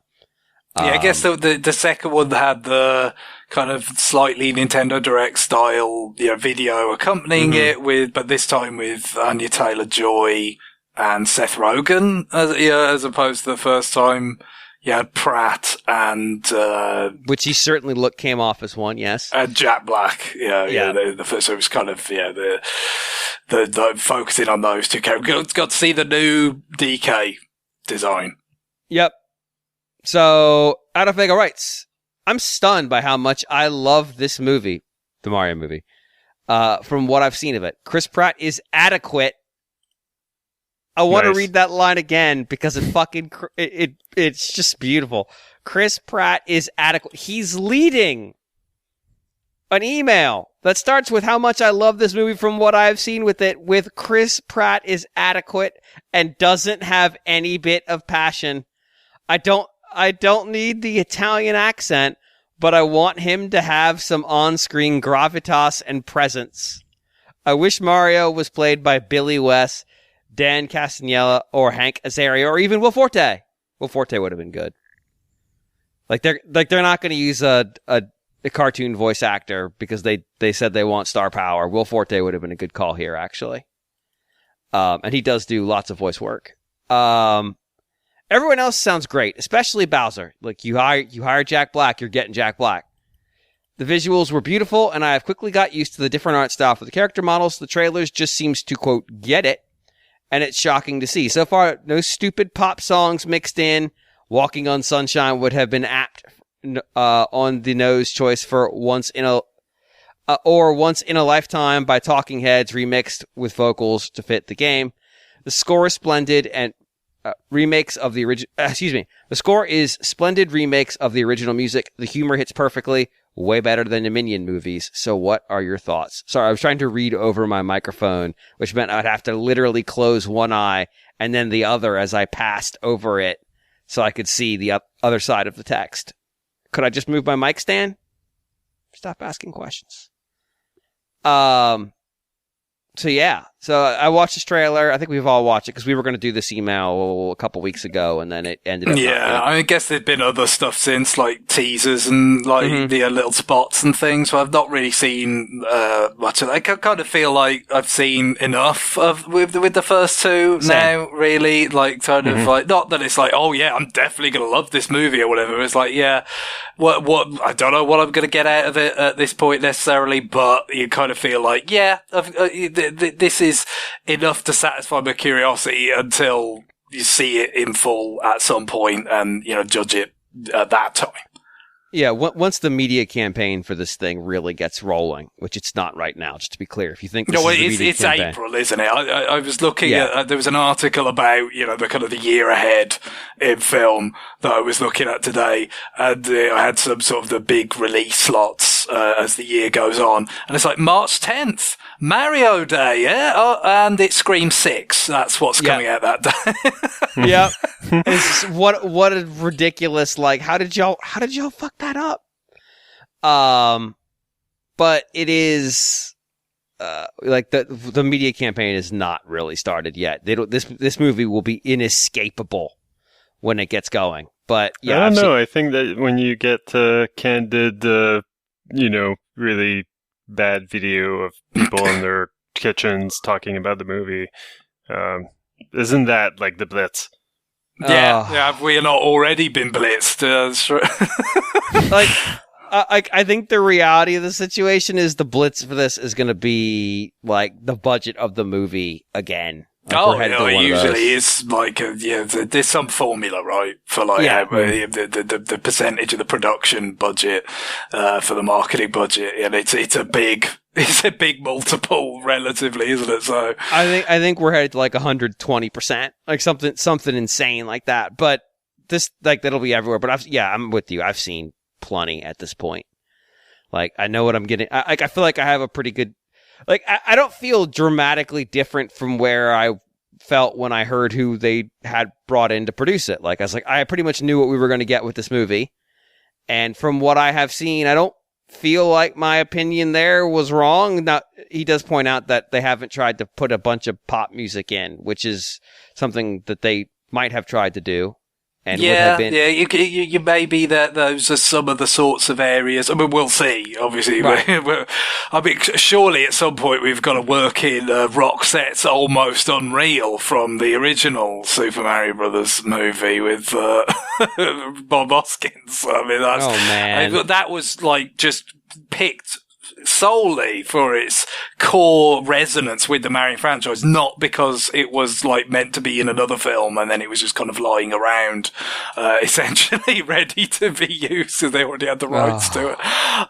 No, but you feel like maybe the guiding influence of Nintendo in this respect might be like, okay, yeah, you know, let's kind of incorporate some of the themes from the games and do stuff like this and have a kind of a more classic kind of cohesive style that references the games rather than, like kind of tie-ins or other such stuff. So maybe that's where the close cooperation and just how much time they've spent on this thing might bear fruit a bit. But yeah, I mean, I wouldn't say anything so far has been outside of the kind of expectations that I already had mapped out in my head, just based on, again, as you said, the kinds of people that were being brought in to work on it. But if anything, it's probably a little bit on the higher side, I'd say, having seen some of these things. It seems like maybe might be a bit more enjoyable, for me personally than I would have expected. But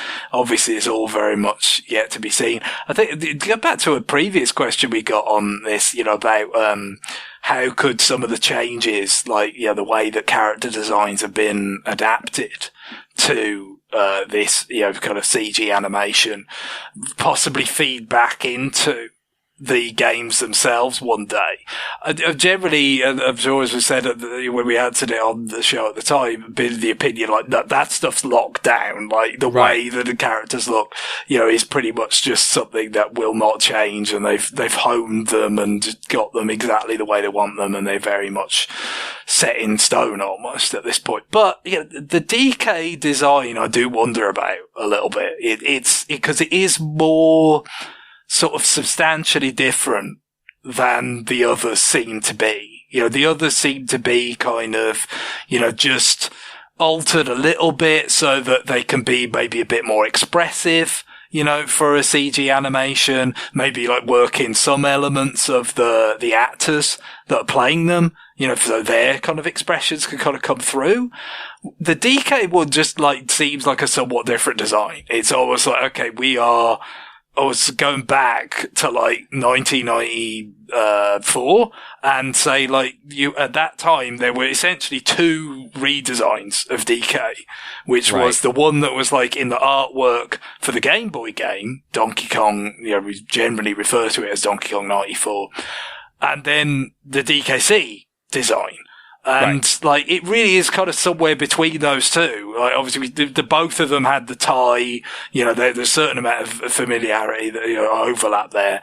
But they were quite different. Obviously, I mean, the DKC one was influenced by just what they could do with the rendering technology at the time, and it was also influenced by the fact that Rare designed it, and it was still like kind of coming out of their kind of aesthetic, essentially. And because DKC was a huge success, we've basically lived with that design for decades since.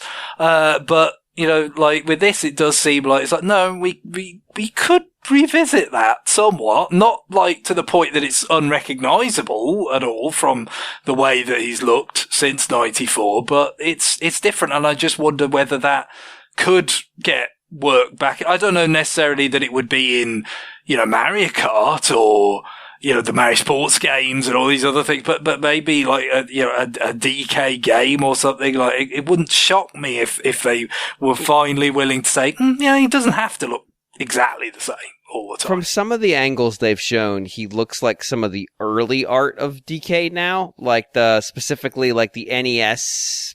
Probably it's probably box art from the NES. I would guess like he's got. I'm trying to figure out how to describe it, but I really can't. But in other times, looking at the art of him from the movie, he almost looks more human, which obviously would make him easier to animate. Yeah, again, I think that's a lot of the emphasis with how the designs have been tweaked, but it just seems like there is that, but there's more than that going on with DK, I feel like. Yeah, like I mean, Miyamoto's talked about the redesign of DK. Like he actually gave it in some of the interviews. So like here I'm looking for the quote. Here we go. Some of you may have noticed, but for this movie, we've seized the opportunity to give him a comical personality and a design reminiscent of the original character. But he did not elaborate on what that means. You know, I don't know. I could see it going either way, or maybe this just gives them a chance to modify the design a little bit more of the DK they have. He does look more gorilla-ish in the current canon design than this one, certainly. But I don't know. I actually wonder if to your point though, like if they were to change Mario's design, they'd have to go touch so many places, and I don't just mean games. I mean like style guides and reference material, press kits, I can't toy production lines, like the images they use to print on shirts to sell at Target for $6.99 to kids, like all of it's got to get touched. He's too iconic. Yeah, no, so I can't see that, or even, you know, some of the other kind of characters, but just this, like as you said, the way it was presented in the little, you know, kind of preamble when this trailer was first broadcast and everything. It just, it seems like they are highlighting the fact that it goes a little bit beyond the parameters of the sort of adaptation of the other characters, and could it not necessarily a signal of anything more than that, but you know, at the same time you do kind of work, because they seem to have quite a lot of potential DK plans with this all, you know, the Universal Park is getting like a DK section or something, right? Like an expansion or something. That's the next big section they're adding. Yeah, so that's something to be maybe kept an eye on, but yeah, other than that, it's just kind of I'd say about as encouraged as I probably could have been, to be honest. You know, I'm not necessarily ever going to be massively encouraged, but you know, somewhat.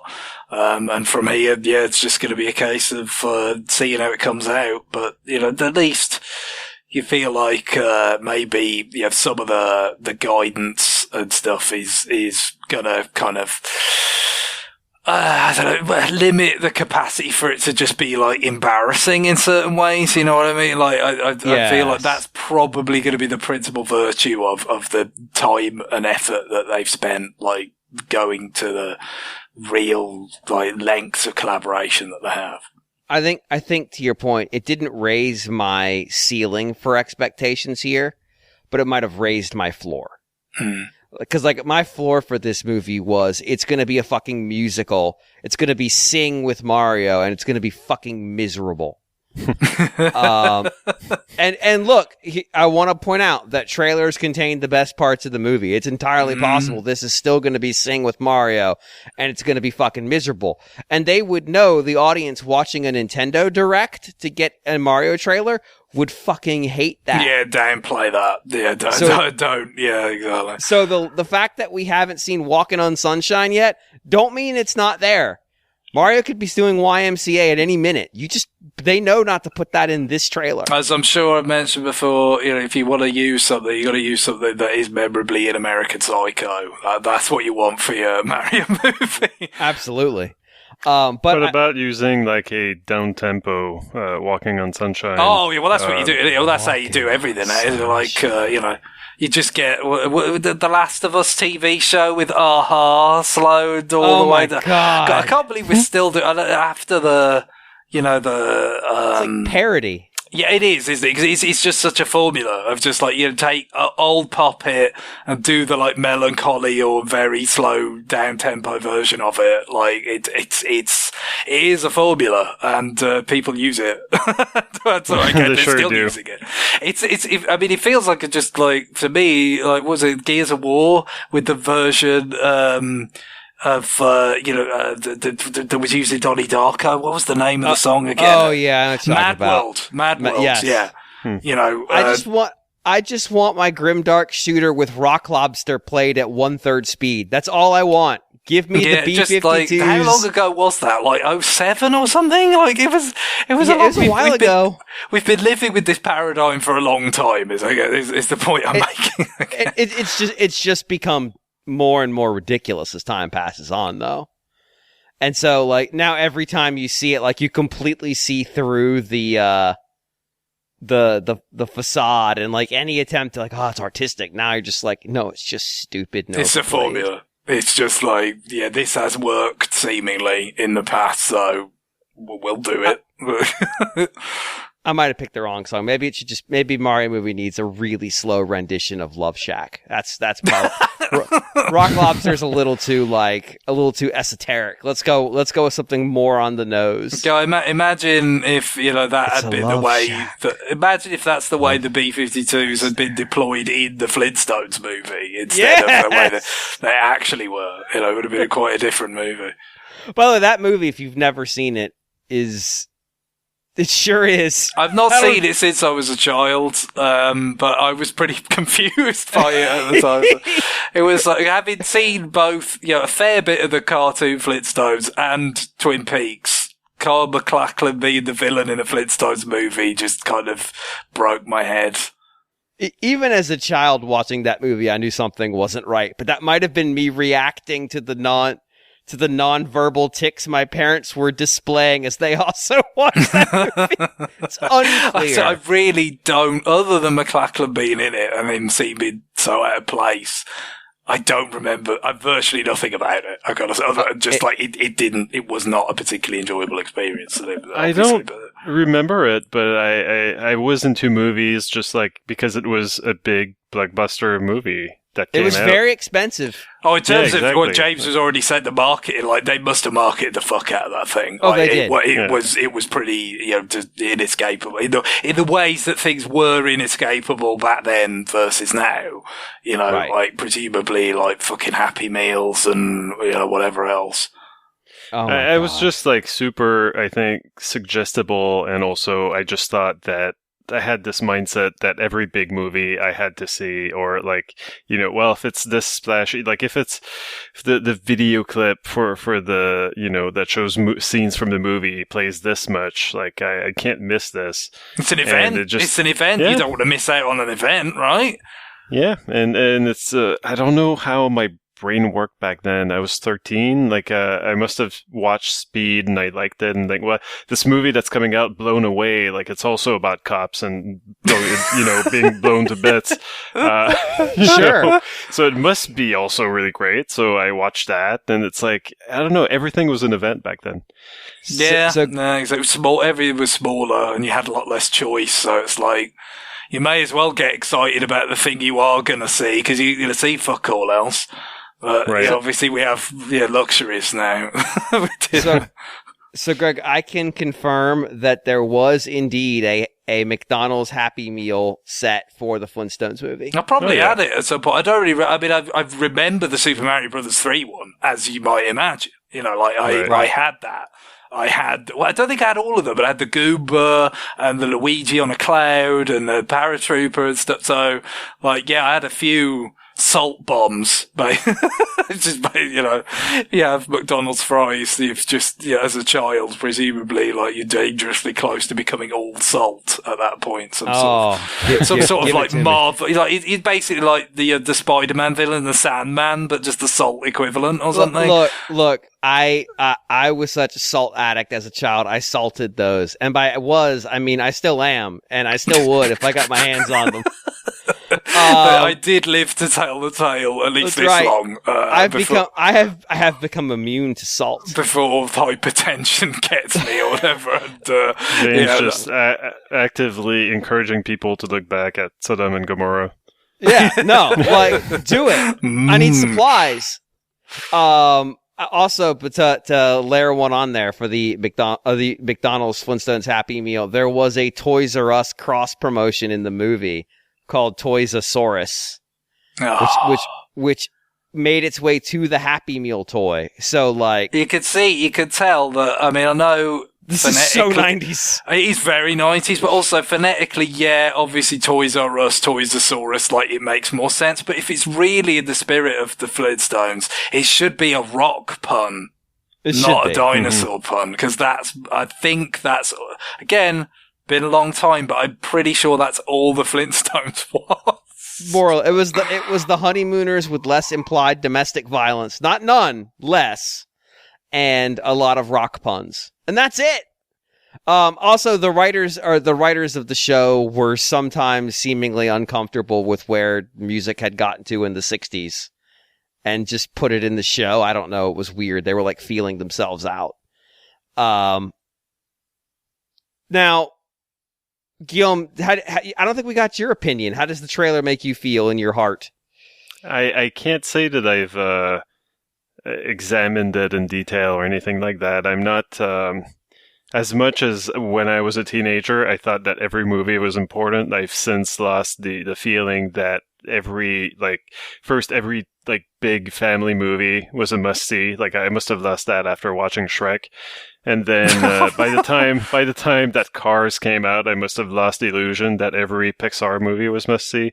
And I don't think I've seen parts of Despicable Me, but that's about it. I haven't seen anything else from Illumination. So it's hard for me to really get excited or have like an idea of what I'm in for if I ever watch it. I just kind of wish that, I had gotten this kind of stuff when I was a kid, back when I would have been impressed, because I do have like these memories of, after playing Mario 3, just being like, wow, like, with like these cartoon graphics and this video game, and like he grabs a leaf and he can fly, and like this is such a cool superpower. It looks like there's like this element of that in the movie, where when Peach touches a fire flower.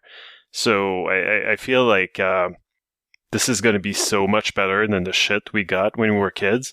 Oh, and it's specifically fucking Paul Boskin's movie, isn't it? But also, like, even the cartoons, like, I wasn't exposed to many of them. I think I've seen the one with the live action stuff in front of it, but I didn't get like Super Mario World or anything like that, or Mario 3. No, it didn't do a lot. I think I mostly only ever saw like the Super Show, as you said, with like Lou Albano and all that. But like, I did see some of Super Mario World at some point, and I think that was pretty much just like knockoff Flintstones in terms of, it was just like puns about, maybe the puns were about dinosaurs in that case, but it was just puns about the setting and not a lot else to it. In this case, no implied domestic violence, to be clear. So we didn't significantly less honeymooners. Not none, but a lot less. But like those shows didn't reach me. Like, I could tell, like, well, this is kind of shit, and I'm not gonna waste my time watching this. You kind of were left wishing, like, there's still a part of me that would like to see these characters realised on screen in a way that's not this, whether you refer to the cartoons or the Hoskins movie. And, it's been all this time. So, it's kind of, in that sense, it's more sort of, in a kind of, again, like, intellectual curiosity way, like, almost like imagining sending this back in time to yourself and like what you would have made of it, more than how much it's going to do for you directly. But it will be interesting in that sense.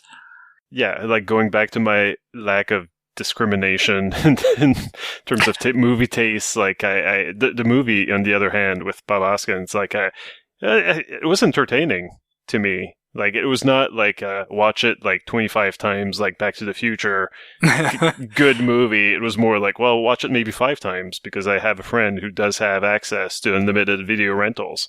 Oh, so yeah, nice. Sure, But yeah, so this is going to be better, of course. But I'm not like, I'm fucking 42. It's too late.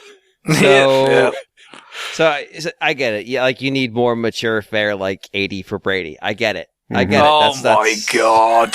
I mean, I'm gonna make John watch that movie. That's my goal. That's my 2023 resolution. You want to talk about trailers that are about as appetizing as, ingesting a circular saw? I mean, Jesus Christ. I saw that was trending, and I'm like, what the fuck is that? And then I saw the ad like 30 seconds later, and I went, dear God! So that's where we're at there. It's funny you mentioned the Bob Hoskins stuff, because over the holiday break, I did a pilot work for another podcast that was trying to figure out if I want to launch it or not, if I want to do it. I'm kind of leaning towards no now. And I just happened to cross a random episode of the Bob Hoskins stuff, and I had forgotten how fucking weird it is. Oh, it's very odd. Like the episode in question, I'm trying to remember what baseball manager it was that just shows up at their apartment, but it's not actually him. You mean Lou Albano stuff, yeah. Yeah, Lou Albano. Sorry, not Hoskins. The Lou Albano stuff. And it's like, it's not the actual manager, but it's one of the famous managers from that era, one of the New York Mets managers. And Luigi and Mario are debating which one of them he's there to see. Because like, they're like, oh, no, I'm a great batter. And Luigi just like rips part of the pipe off of a stovepipe and starts swinging it. And Mario starts throwing meatballs to show he's a good pitcher. And at the end, they conclude that the only thing of talent there is the fact that they could use the meatballs for batting practice, because they sure don't taste very good. It's like, and then you're describing a TV show for kids, and yeah. Yeah, but it's just like, it's so fucking weird. And just constantly like jokes that there's no way a child's going to pick up on, or just like weird visual gags that it's not clear if they meant to be funny, or if it's just like, well, we have this already on set. This is the bat now. But like, I the idea was that I would force somebody to watch one of those episodes, and then we would just talk about it and just try to do a straight analysis of the plot. And it was like, I did one and I'm like, like, it's weird. It's fucking weird, but without the visuals, it doesn't quite work. I can describe them and make you think I'm losing my mind, but I can't do anything beyond that. I do wonder though, like this feels kind of safe, and so we'll probably not get anything too fucking weird. You wouldn't have thought so. That's the point they made earlier on about that relatively close collaboration, and right. Miyamoto's direct supervision and all that. Like you feel like it's gonna kind of funnel it out of any territory of like, oh yeah, but wouldn't it be really outrageous or really funny if they did this? It's just like any kind of instincts towards that kind of venture have probably been curbed.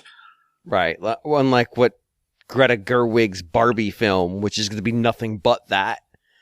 But also, I want nothing to do with that movie either. So, did you know that Meg is getting a sequel? The one about the big shark? It's a megalodon. Meg 2: the Trench. Jason Statham, isn't it? That's right. Yeah, it's a megalodon.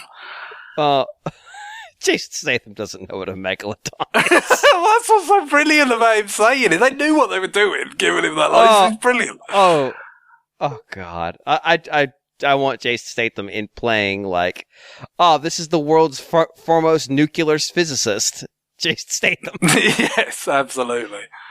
And he can gracefully age into that. It's like, here's Prime Minister Jason Statham. After the recent run, I'd take it. But just like, don't have him do his normal stuff. Just like, write him a serious role and cast like a serious cast around him, and just don't even acknowledge it. Just completely play it straight. It would be terrible, but also fun. I don't know.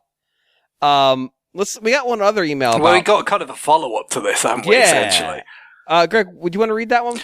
So Rye writes, hello, gents. Happy 2023, the year of our Lord, where the only highlights will be the start of the Nintendo Cinematic Universe and Tears of the Kingdom. One of your discussions in episode 803 got me thinking about all the bad Nintendo games and products that are still as much a part of Nintendo's long and impressive history. Donkey Kong Jr. Math, Ice Climber, Urban Champion, Power Glove, Rob the Robot, Super Scope, Virtual Boy, etc. And they don't want us to forget. With decades of nostalgic history, Nintendo has fun including little nods and Easter eggs wherever they can, allowing them to keep even their worst ideas and games in the gaming zeitgeist. With the NCU starting in April, and all the Super Mario movie posters having dozens of hidden references, how many Easter eggs do you think they could cram into a 90-minute movie? What do you think will be the deepest cuts into their history? Maybe they'll have a university in the Donkey Kong Kingdom where DK Jr. goes to school and is a math teacher in the follow-up Donkey Kong movie. Maybe the Ice Climbers will be clubbing seals in the Ice Penguin the Kingdom. Yes, maybe. Maybe Mario will de-evolve Bowser with a Super Scope with a surprise cameo from John Leguizamo. The possibilities are endless. Looking forward to spending all of April 9th in the theatre watching Chris Pratt stomp Goombas. Stomp Koopas, because very detail is important here, for hours. Yes, yes, indeed, because that is, he brought his lived experience to the role, didn't he? So yeah, I'm sure that's what it'll be. I'm looking forward to him going on Jimmy Fallon, and then them having some sort of Mario off where they try to play as far as they can into the game, and that's going to be the marketing blitz. Yeah, I like it. Oh my god! I'm sorry to remind you of the existence of Jimmy Fallon. You should be. Yeah. Did you know that Jimmy Fallon is either getting or just got a ride at Disney or whatever Disney used to call it MGM Studios? Or no, I think maybe it's at Universal. I can't remember, but yeah, it's gotta be. It's got to be at Universal because NBC, right? Yeah. It's at Universal. That's the only way I get reminded that Jimmy Fallon exists is when I'm watching Sunday Night Football, which is on NBC in America, and they have to warn me about the great guests that he's going to have the following week that I won't see. Oh my god! Yeah, what a fantastic display that whole thing is. But yeah, there's a live 3D ride, like a stationary dark ride, starring Jimmy Fallon. Very, very dark. I cannot fathom why you would willingly subject yourself to that, but okay. Anyway, if it were based on his hit movie Taxi, maybe I would have understood. But I mean, it's his tour of New York City, so it might be. I mean, who can say? I don't think they're going to go super deep here. I think Wrecking Crew is probably as deep as we're going to get, to be honest, because it's that thing this movie's not for us. Mm-hmm. And so nobody's going to be out there hunting for, I don't know, Mario teaches typing shit in there. I'm not sure if I understand where this idea that Nintendo loves to bring back these Easter eggs, on the massive scale. It's more of a WarioWare thing. The old R&D1 boys. They love the company history, and they love even the stuff that didn't sell. They'll work the Virtual Boy into Game and Wario or whatever, that. They'll do stuff. Or Tomodachi Life, isn't it? Remember, when it's just all the people just circling around the Virtual Boy, it's some worshipping sort of, it. Yes, an idol, right. Or that. They have this. First of all, there's this sort of regard for all the phases of Nintendo's history, even going back to pre-video games, stuff like the Ultra Hand and the little gadgets and toys and things that they had before they got into games. But then also, throughout the games period, just the peripherals and the, kind of even things that weren't big commercially. And Smash Brothers has a little bit of it too, less so, less gleefully leaning into the obscure things, but still, obviously we do have the Super Scope essentially in Smash Brothers, for instance, or even though I don't think it's really in anybody's cherished part of their Nintendo memories, even the way the Zapper was the generation before, but it's there. So, that part, if it's Sakurai or if it's, what was obviously, R&D1 and then latterly, like SPD and all, but it's all merged together now, like into EPD, right? But, it's certainly where we used to think more about, EAD when that was a separate thing, Miyamoto's group and all that. They're less so. Like, they seem to, lots of Mario canon stuff was just like kept in a vault for ages. The Koopa kids didn't show their face for a long time and stuff like they're quite happy to just like, nah, this is what we're doing now. So, Mario's on a vacation now. He's cleaning gunk. Right. You're gonna like it. Yes. Oh, he's been convicted for a crime that happened when he was provably in the air and could not possibly have committed it.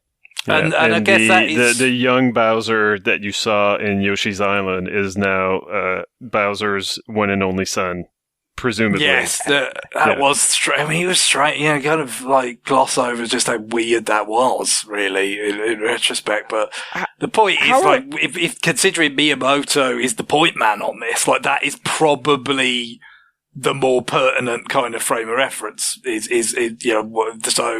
the kind of callbacks or little references or stuff. I'm sure they probably delight in putting stuff where it's like quite, like the little visual details that have been talked about on posters or that you can see in screenshots from the trailers and stuff. Like, there's probably be a fair amount of that because it's just like, it's there for the people that want to see it, that want to look for it, and it doesn't really intrude on anything. But in terms of the game references that are going to be like more front and center, it does seem like they're pulling stuff in, like there's some sort of Mario Kart set piece that we saw in the last trailer and, the power-ups that we mentioned, with the fire flowers and all this kind of stuff that, like, they're gonna bring all that stuff up, like Peach wearing her motorcycle outfit from Mario Kart Wii and all that. Like, it seems like they're gonna draw from games pretty extensively, even in stuff that is more front and center, but it's going to be the big stuff. Mario Kart Wii, pretty popular. Quite a lot of people played it. And then obviously just stuff that's from core Mario games. Most of those are pretty popular. I guess Sunshine would be the one that would shock us, wouldn't it? If that really did get like heavily referenced somehow, it would be like a pretty big shock for me. I think they should do an entire sequence inside the Wario pinball stage. But this is Waluigi Pinball, but then just omit any references to Waluigi. So it's just like, we're in silence pinball. That pinball stage from Mario Kart. I don't know who could possibly have been in that. Yeah, I'm thinking that Wario and maybe Waluigi show up in the post-credit sequence, but there's no way Waluigi shows up. I think Miyamoto legitimately hates Waluigi. For good reason. Because he's terrible. And again, Wario is himself a sort of product of that separate branch of Nintendo and Mario. Well, not entirely separate, but somewhat branching off, the R&D1, making games for the Game Boy. They're a separate group and they were very focused on the Game Boy. They were tasked with making Super Mario Land and then Super Mario Land 2, and they had a new villain in each of those. Really, it wasn't Bowser. And then of course they just took Wario and ran with him and made him the star and everything else. And then obviously he's been kind of like incorporated into spin-offs and stuff like Mario Kart. But yeah, again, kind of feel like it's probably a little more on the outside for someone like him. There's like, DK. Even like with the DK stuff, it's like, are we more likely to get a DK Jr. reference than a Diddy Kong reference? Like, maybe, yeah. Like, because, that is the classic arcade lineage. I don't know about him becoming a maths professor and potentially by extension, like the NCU's Professor Moriarty from Sherlock Holmes, he's a maths professor. You must remember this is very important. Yes. That is his occupation. But yeah, I do think it's more likely that he's in it than any of the, not any of them, because Cranky was shown, wasn't he, in the trailer? So we know there's one of the, but the thing about Cranky is there's that whole thing of like, well, is he the original Donkey Kong and all that stuff? Like, I have no idea if they would get into that, but see, there's at least some of the rare supporting characters that are around, but yeah, mate, I don't know whether. Sorry, but how do you implement funky mode in this movie? Oh, that's a good question. It could be the special features, like for the home release, funky mode. I mean, they don't even put Kremlings in the games they make now, so like it's going to be limited. No, that's true. The Kremlings have been. Yeah, I was never that big on the Kremlings. No, I wasn't either. But like they just said like, nope, not interested. That's kind of why it was such a big deal when K. Rool was in Smash, I think, because you did kind of feel like, nah, that's not happening, and then it did. Like so, because he did get a lot of. Ridley was too big. Let's keep it straight. Look, I've seen K. Rool. He's pretty big. I'm just saying. Sure, but specifically, Ridley was the one that was. I know. Whereas if he was unsaid, but the K. Rool was more. If you had the equivalent of the K. Rool, was more that he was just too rubbish. I think it would probably be the equivalent. But they got a lot of requests in the fan poll that produced Bayonetta. I think was like the main thing that came out of that for Smash 4 on Wii U and 3DS. But then when we got Smash Ultimate, it's like, oh, well, we can do some more of the things that kind of bubbled up in that poll, and K. Rool was one of them.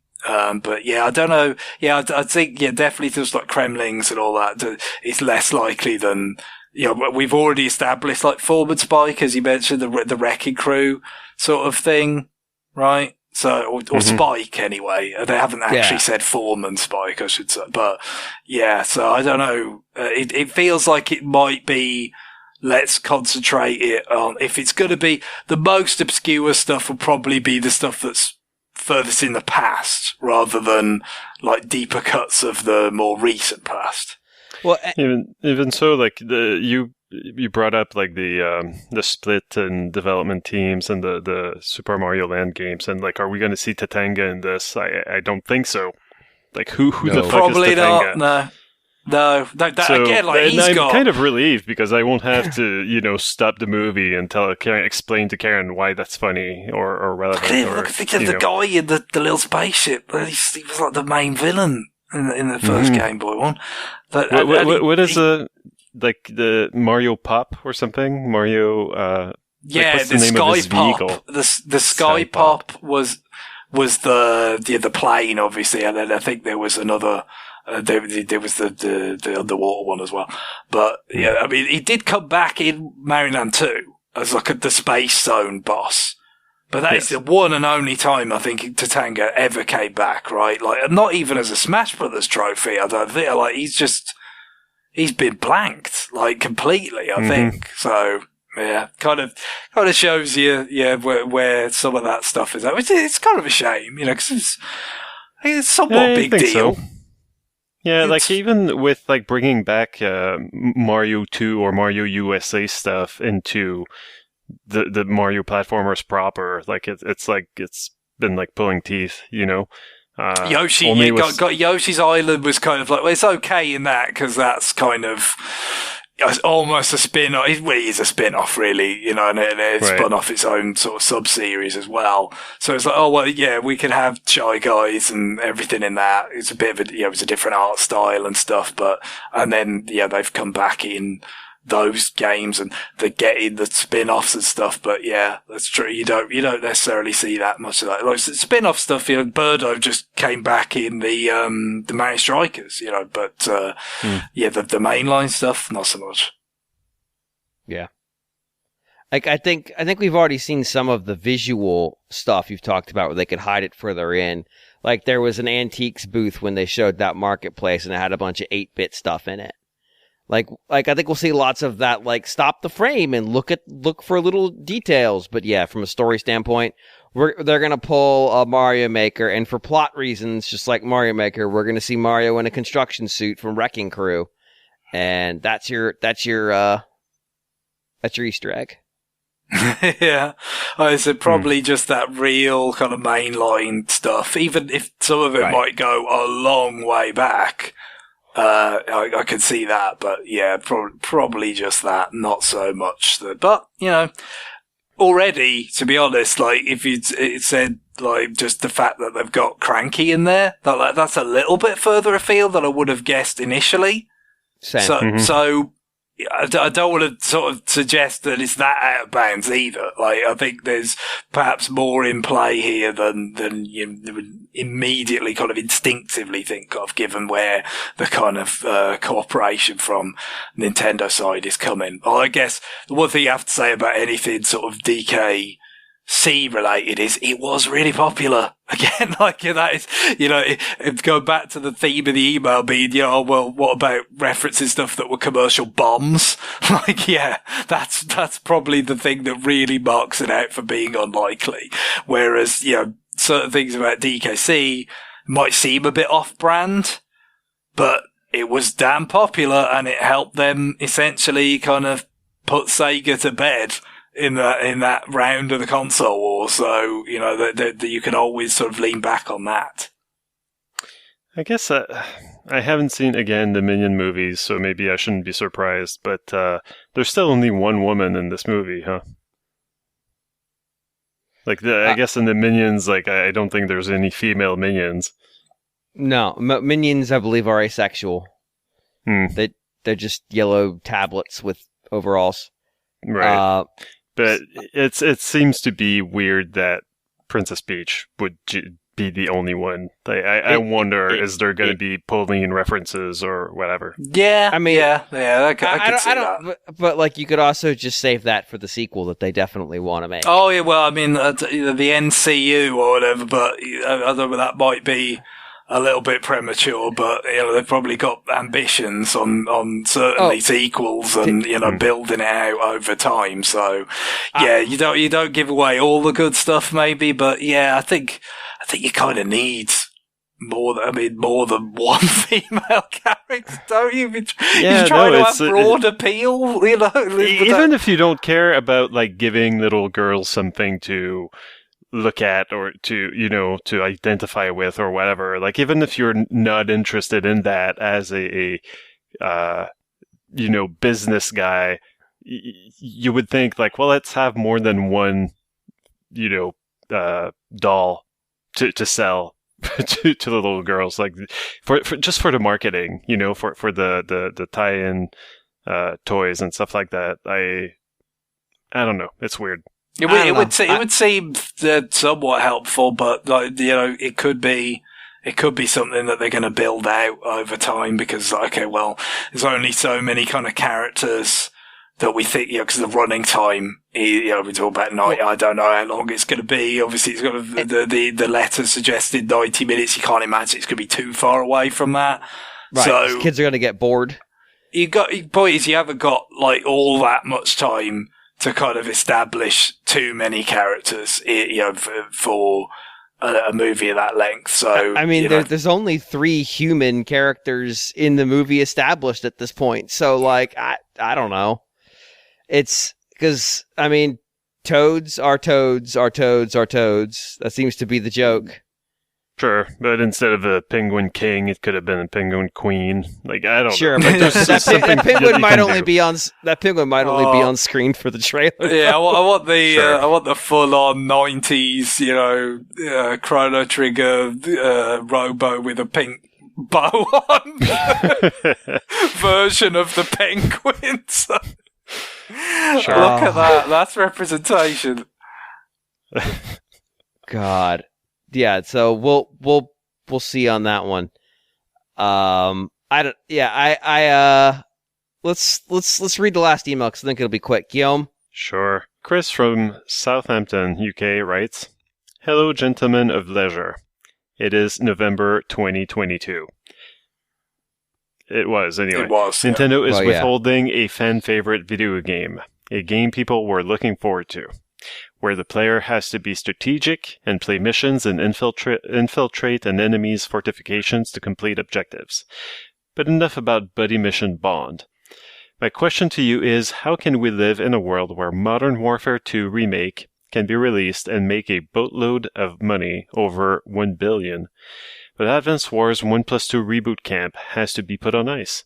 Surely, with geopolitical tensions, COD should be the one to suffer and not a cartoonish strategy game. COD literally has ultranationalist Russians in it. No one is talking about this. To quote Mugatu from Zoolander, is that how I... Sure. Mugatu? It's a made-up name. I feel like I'm taking crazy pills. Why does Nintendo got a Nintendo like this? Kind regards. Because this game doesn't matter to Nintendo, and Call of Duty, Activision without Call of Duty is an investor riot. Yeah. The risk reward is very, very different, isn't it? In terms of, well, they can't do without that regular revenue stream that Call of Duty provides. And also, the kind of audience that Call of Duty has, is it really that much of a risk that you do alienate people by kind of seeming somewhat insensitive about something that's happening in the world? I mean, I can't imagine they haven't run into stuff like that before with Call of Duty, right? Surely they have. No, I mean, it's not like this is the first time Russia's invaded a country, or it's not even the first time Russia's invaded Ukraine. But then, I presume, I've not played any of the Call of Duty games, but presumably other sensitive geopolitical issues that have been going on, and they're quite happy to, kind of have conflict, use that kind of conflict as a setting, in their games. So, I mean, it's just, I'm sure obviously it has to be kind of a new high in terms of just how severe a situation you're dealing with, but in some sense it's par for the course for them. Whereas obviously with Nintendo, you're talking about a game that even if it was as successful as they could possibly hope for, it falls into the sort of relatively small potatoes kind of range, compared to some of their other releases. So the risk reward factor tilts more against it. Then it's like, well, if we put this out at a particular time and it seems insensitive, that's going to do more damage to our brand than we make back in the pure revenue terms on sales, because this is kind of a niche game in all likelihood. So yeah, it's pretty much that. I don't think there's much more to it than that, really. Yeah, and Activision, like older studios who used to make other stuff, have been turned into COD studios. Like it's just a machine to churn out this game now. Whereas, basically no one at Nintendo even made Advance Wars 1+2. It's not even theirs. Like, it's not even, so, like, it's much easier to drop it when it's, in that situation. And, like, any guidance on what that game should be, like when they were working with the external developer, still wouldn't have been Nintendo. It would have been Intelligent Systems. So, like, Nintendo's literally a million miles away from this project. They've invested a hell of a lot less than any Call of Duty game. That's the other thing. These Call of Duty games are expensive as shit. Yeah, you got to make that back, haven't you? It takes a lot to make it. So yeah, you need that. You need that revenue made back. Whereas Nintendo does not need advanced. They're not going to be happy about it. Obviously, they did put, they greenlit it. They provided the budget for it. They obviously, even if it was probably maybe in relative terms kind of maybe got cajoled into it a bit more than some things where, maybe it was a case of the outside people pitching them on, this is a good idea kind of thing. They would have wanted it to sell well. They would have wanted it to open the opportunities for possibly doing more with the franchise that has a certain amount of history behind it into the future. But, again, it's all about, what's the upside, what's the downside, and weighing those two things. And the problem is, obviously, at the very beginning of the conflict, you feel like you have this sort of sensitivity issue, and that the downside is quite significant at that point, so you don't want to touch it. You could argue perhaps that as this conflict has could become very protracted with no end in sight, that the sensitivity of that at this juncture is much, much less than it would have been when it's like, okay, this just happened and you're now releasing this game. Right. But the problem is, once it's been kicked out of its original release date and, all that kind of stuff, it might be difficult for them to kind of, find the right spot and the right time for it to come out. Like I've always said, I'm not one to predict this, but don't be shocked if it just gets mothballed. Like they've done it to games before, even ones we know about, let alone the one that you never find out about. But that was, to me, always somewhat possible. But, you just hope eventually there's a gap in the lineup somewhere. Like I said, sadly, the protracted nature of the conflict kind of inures people to, to the fact that it just keeps going on, even if the loss of life and the suffering it continues to be staggeringly high. Sadly, it does lessen in sensitivity in the public consciousness, certainly in, the markets that Nintendo is most concerned about when they're selling a video game. And therefore they may think, at this point, it does make sense. And, we've got a spot that it can fill, and we think it could do, a tiny bit of business here, probably, somewhat modest.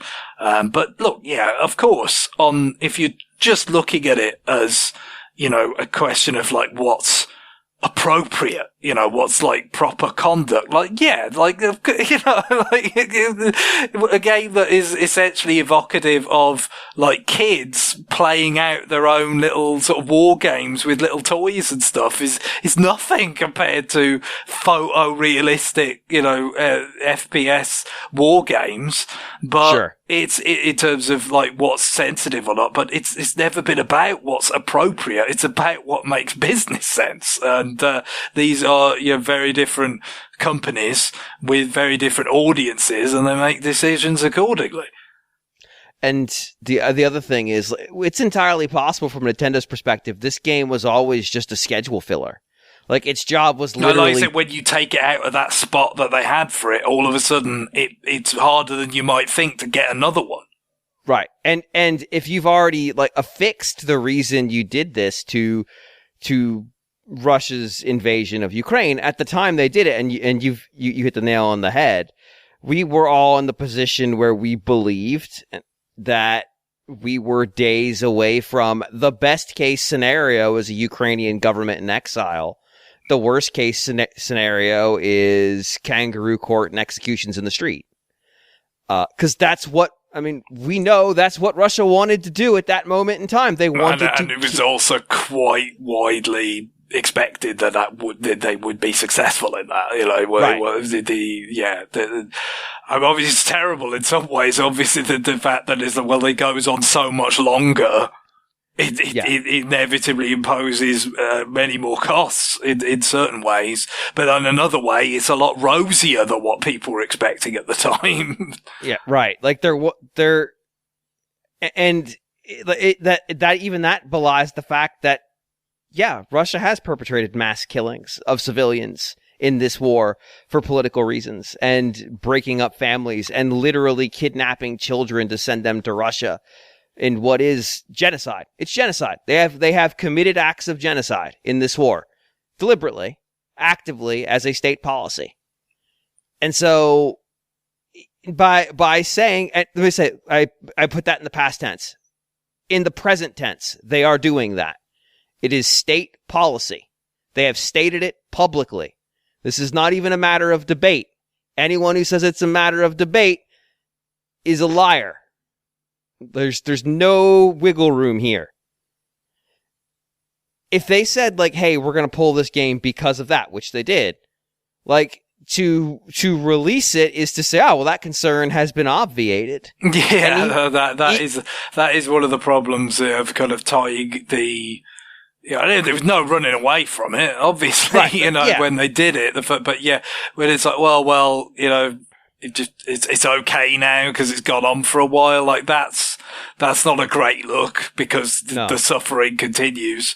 Whether, it commands as much attention on the news, in my country, your countries, it doesn't change that fact. So they could still look at it as that's more problematic.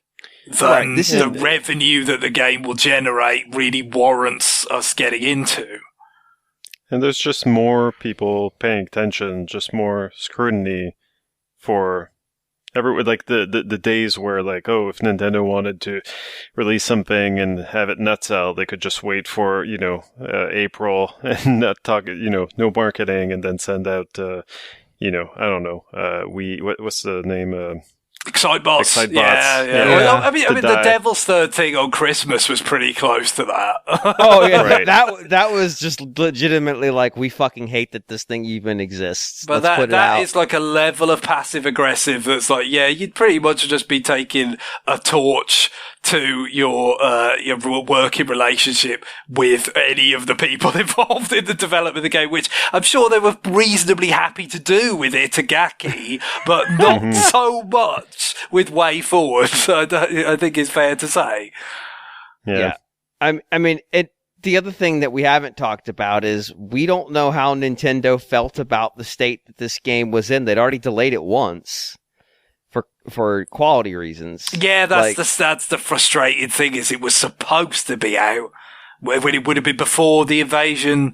Obviously, well, not before they invaded the Crimea, but it would have been before the invasion that started in 2022. So yeah, right. It was so close to avoiding this whole nightmare, and then because they pushed it back a little bit, then it ended. But I mean, I would assume it was probably fine. It was probably fine, and it's just God. I mean, it's that has worked. It's worked. That's just such an unfortunate circumstance. I can only imagine that's terribly frustrating for the developers to feel like, if we could have just got it done before the end of 21, it would have all been avoided.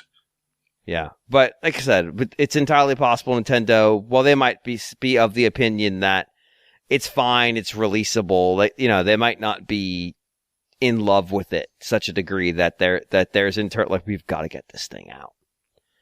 Like there's enough potential wiggle room there where they'd be like, if this game, it's not going to be in the slot we had set aside for it anymore. We've got a big strategy game coming out. Well, that's the thing, isn't it? In terms of your windows, and so that we talk about, isn't it? So it's like, if you transpose a whole year ahead and you go to, Q1 this year, we've got Fire Emblem, the other Intelligent Systems game, so it's just like, you don't really want to put it, and that's how, even if you get to a point where you're like, okay with the kind of the potential PR downsides of it, which they may not be, because as we talked about, it's still, there is still sensitivity there, or you certainly might expect there to be. If you could still get into this pattern of like, well, it doesn't really fit here. Yeah, we're going to kick the can down the road again and again and again. And I don't know. And then you're at the end of the Switch's runtime. The only thing I will say is you do feel like at a certain point there will come a time with the Switch where the Switch is maybe hurting a little bit for games when they've started to move their development focus onto different hardware, which will have to happen. Right. Could that be a window eventually, where it's just like, well, we've pulled off all our kind of, main development efforts away from Switch, and we're going to whatever's next. And, there's still a hell of a lot of Switch owners out there, and we can't really, kind of fill it in. But this thing that should have been out years ago at this point, like, that it could come back. So I don't want to suggest, even though it is plausible it could get mothballed, I don't want to give up hope, even if it's like 2 years after it should have come out. I think it could, even then it would be possible. Yeah.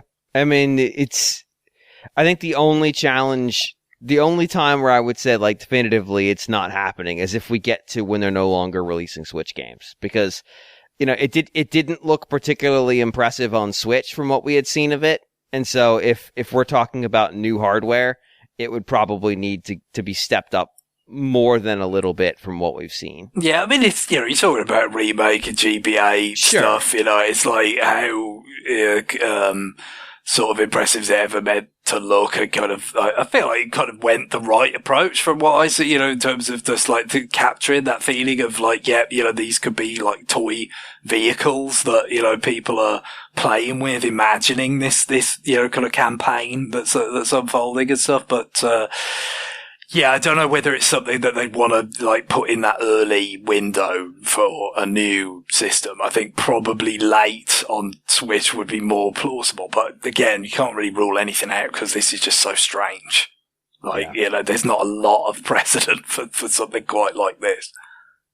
But to sum it up, because Nintendo doesn't need this game, and because Activision would be dead without Call of Duty. Yeah, totally different calculus. That's all anyone's ever going by is their own calculus, and Nintendo's just, the upside is not so big that they're willing to risk the potential downside.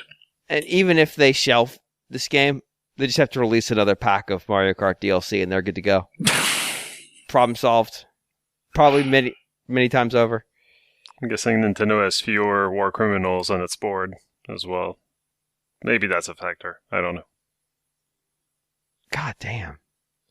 You want to name names? I call. Well, it figures in. No, maybe not criminals. I don't know, but yeah, I mean, people who were involved in wars. I mean.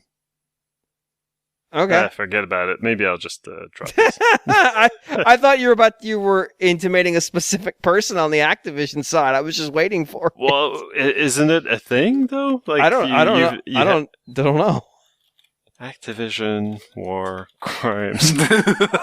Well, now it's staying might in. be like a big list of figurative ones before we get to the literal ones. Now it's staying in because the episode title is "The Google Search for Activision's War Crimes." I think you and I both know it's a Bing search, so let's just keep things in perspective.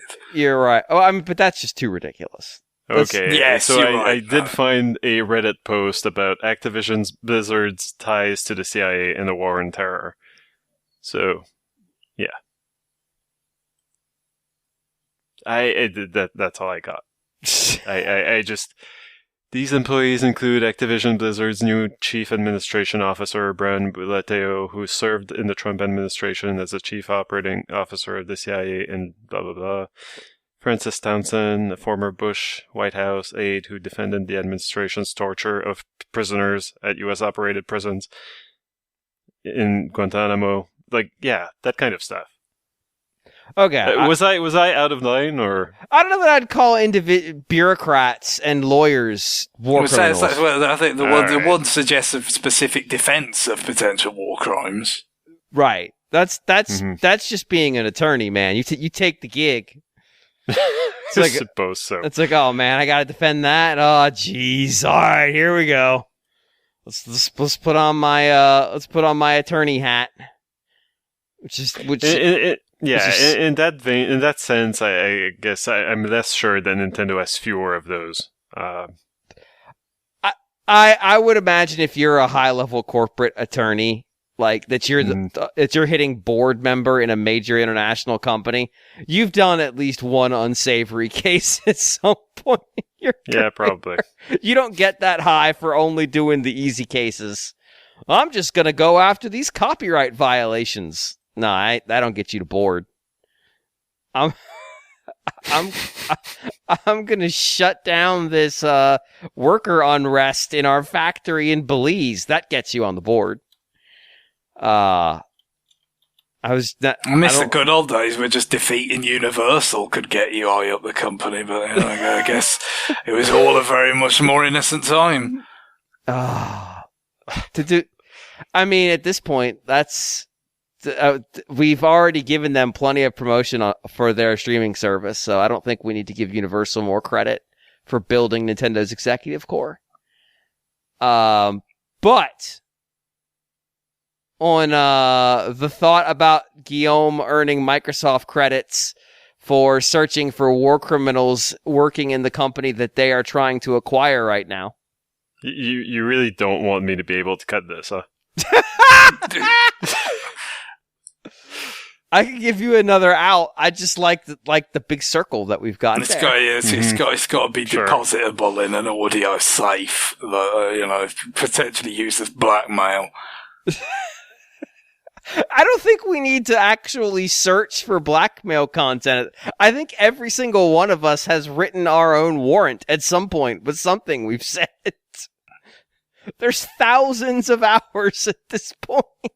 Yeah, if not literally, it could just be manipulated into it and you wouldn't really tell the difference. That's true. There's enough for an AI to generate something. It's probably going to sound a lot better than when Homer's thing gets manipulated as sweet can. I assume we've moved beyond that with the gummy Venus de Milo. I was thinking more the Smithers, you are so good at turning me on, but that's fine too. And on that unsettling image and potential for someone to do all kinds of malfeasance, we're going to end this show. So, as always, emails go to rfn@nintendoworldreport.com. That is rfn@nintendoworldreport.com. I believe John will be back next week, so prepare yourself accordingly.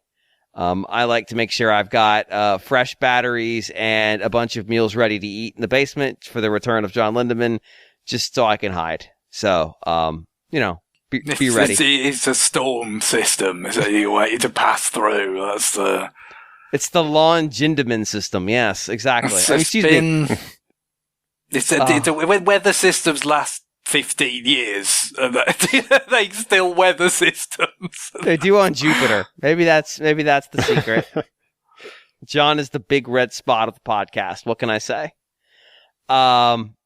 Greg, what is our music to end the show? Well, we had a request here from Reg McFly, who's requested a fair few times before, that mentions that a few days from when this is published, he'll be moving house. This has been a massively stressful endeavour for his wife and himself, particularly with a toddler, which is doesn't strain credulity or anything. I've moved my house that many times; it was never fun, and I never had a toddler involved. So, yeah. Toddlers make everything better, except for literally everything. So it was very much inclined to grant this request. So, Reg McFly says, one song we have found has given us existential energy has been Inside from Sayonara Wild Hearts.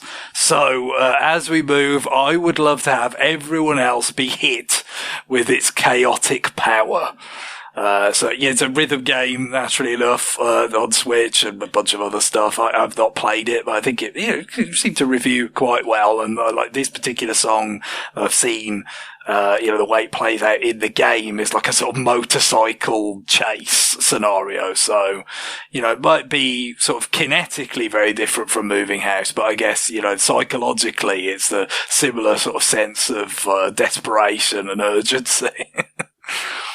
Oh, on that uplifting note, it is time for us to... Yes, Guillaume? No, nothing. It's time it's for uplifting. No, definitely. Mm-hmm. This is time for us to go. Bye, everybody. Bye. Bye-bye.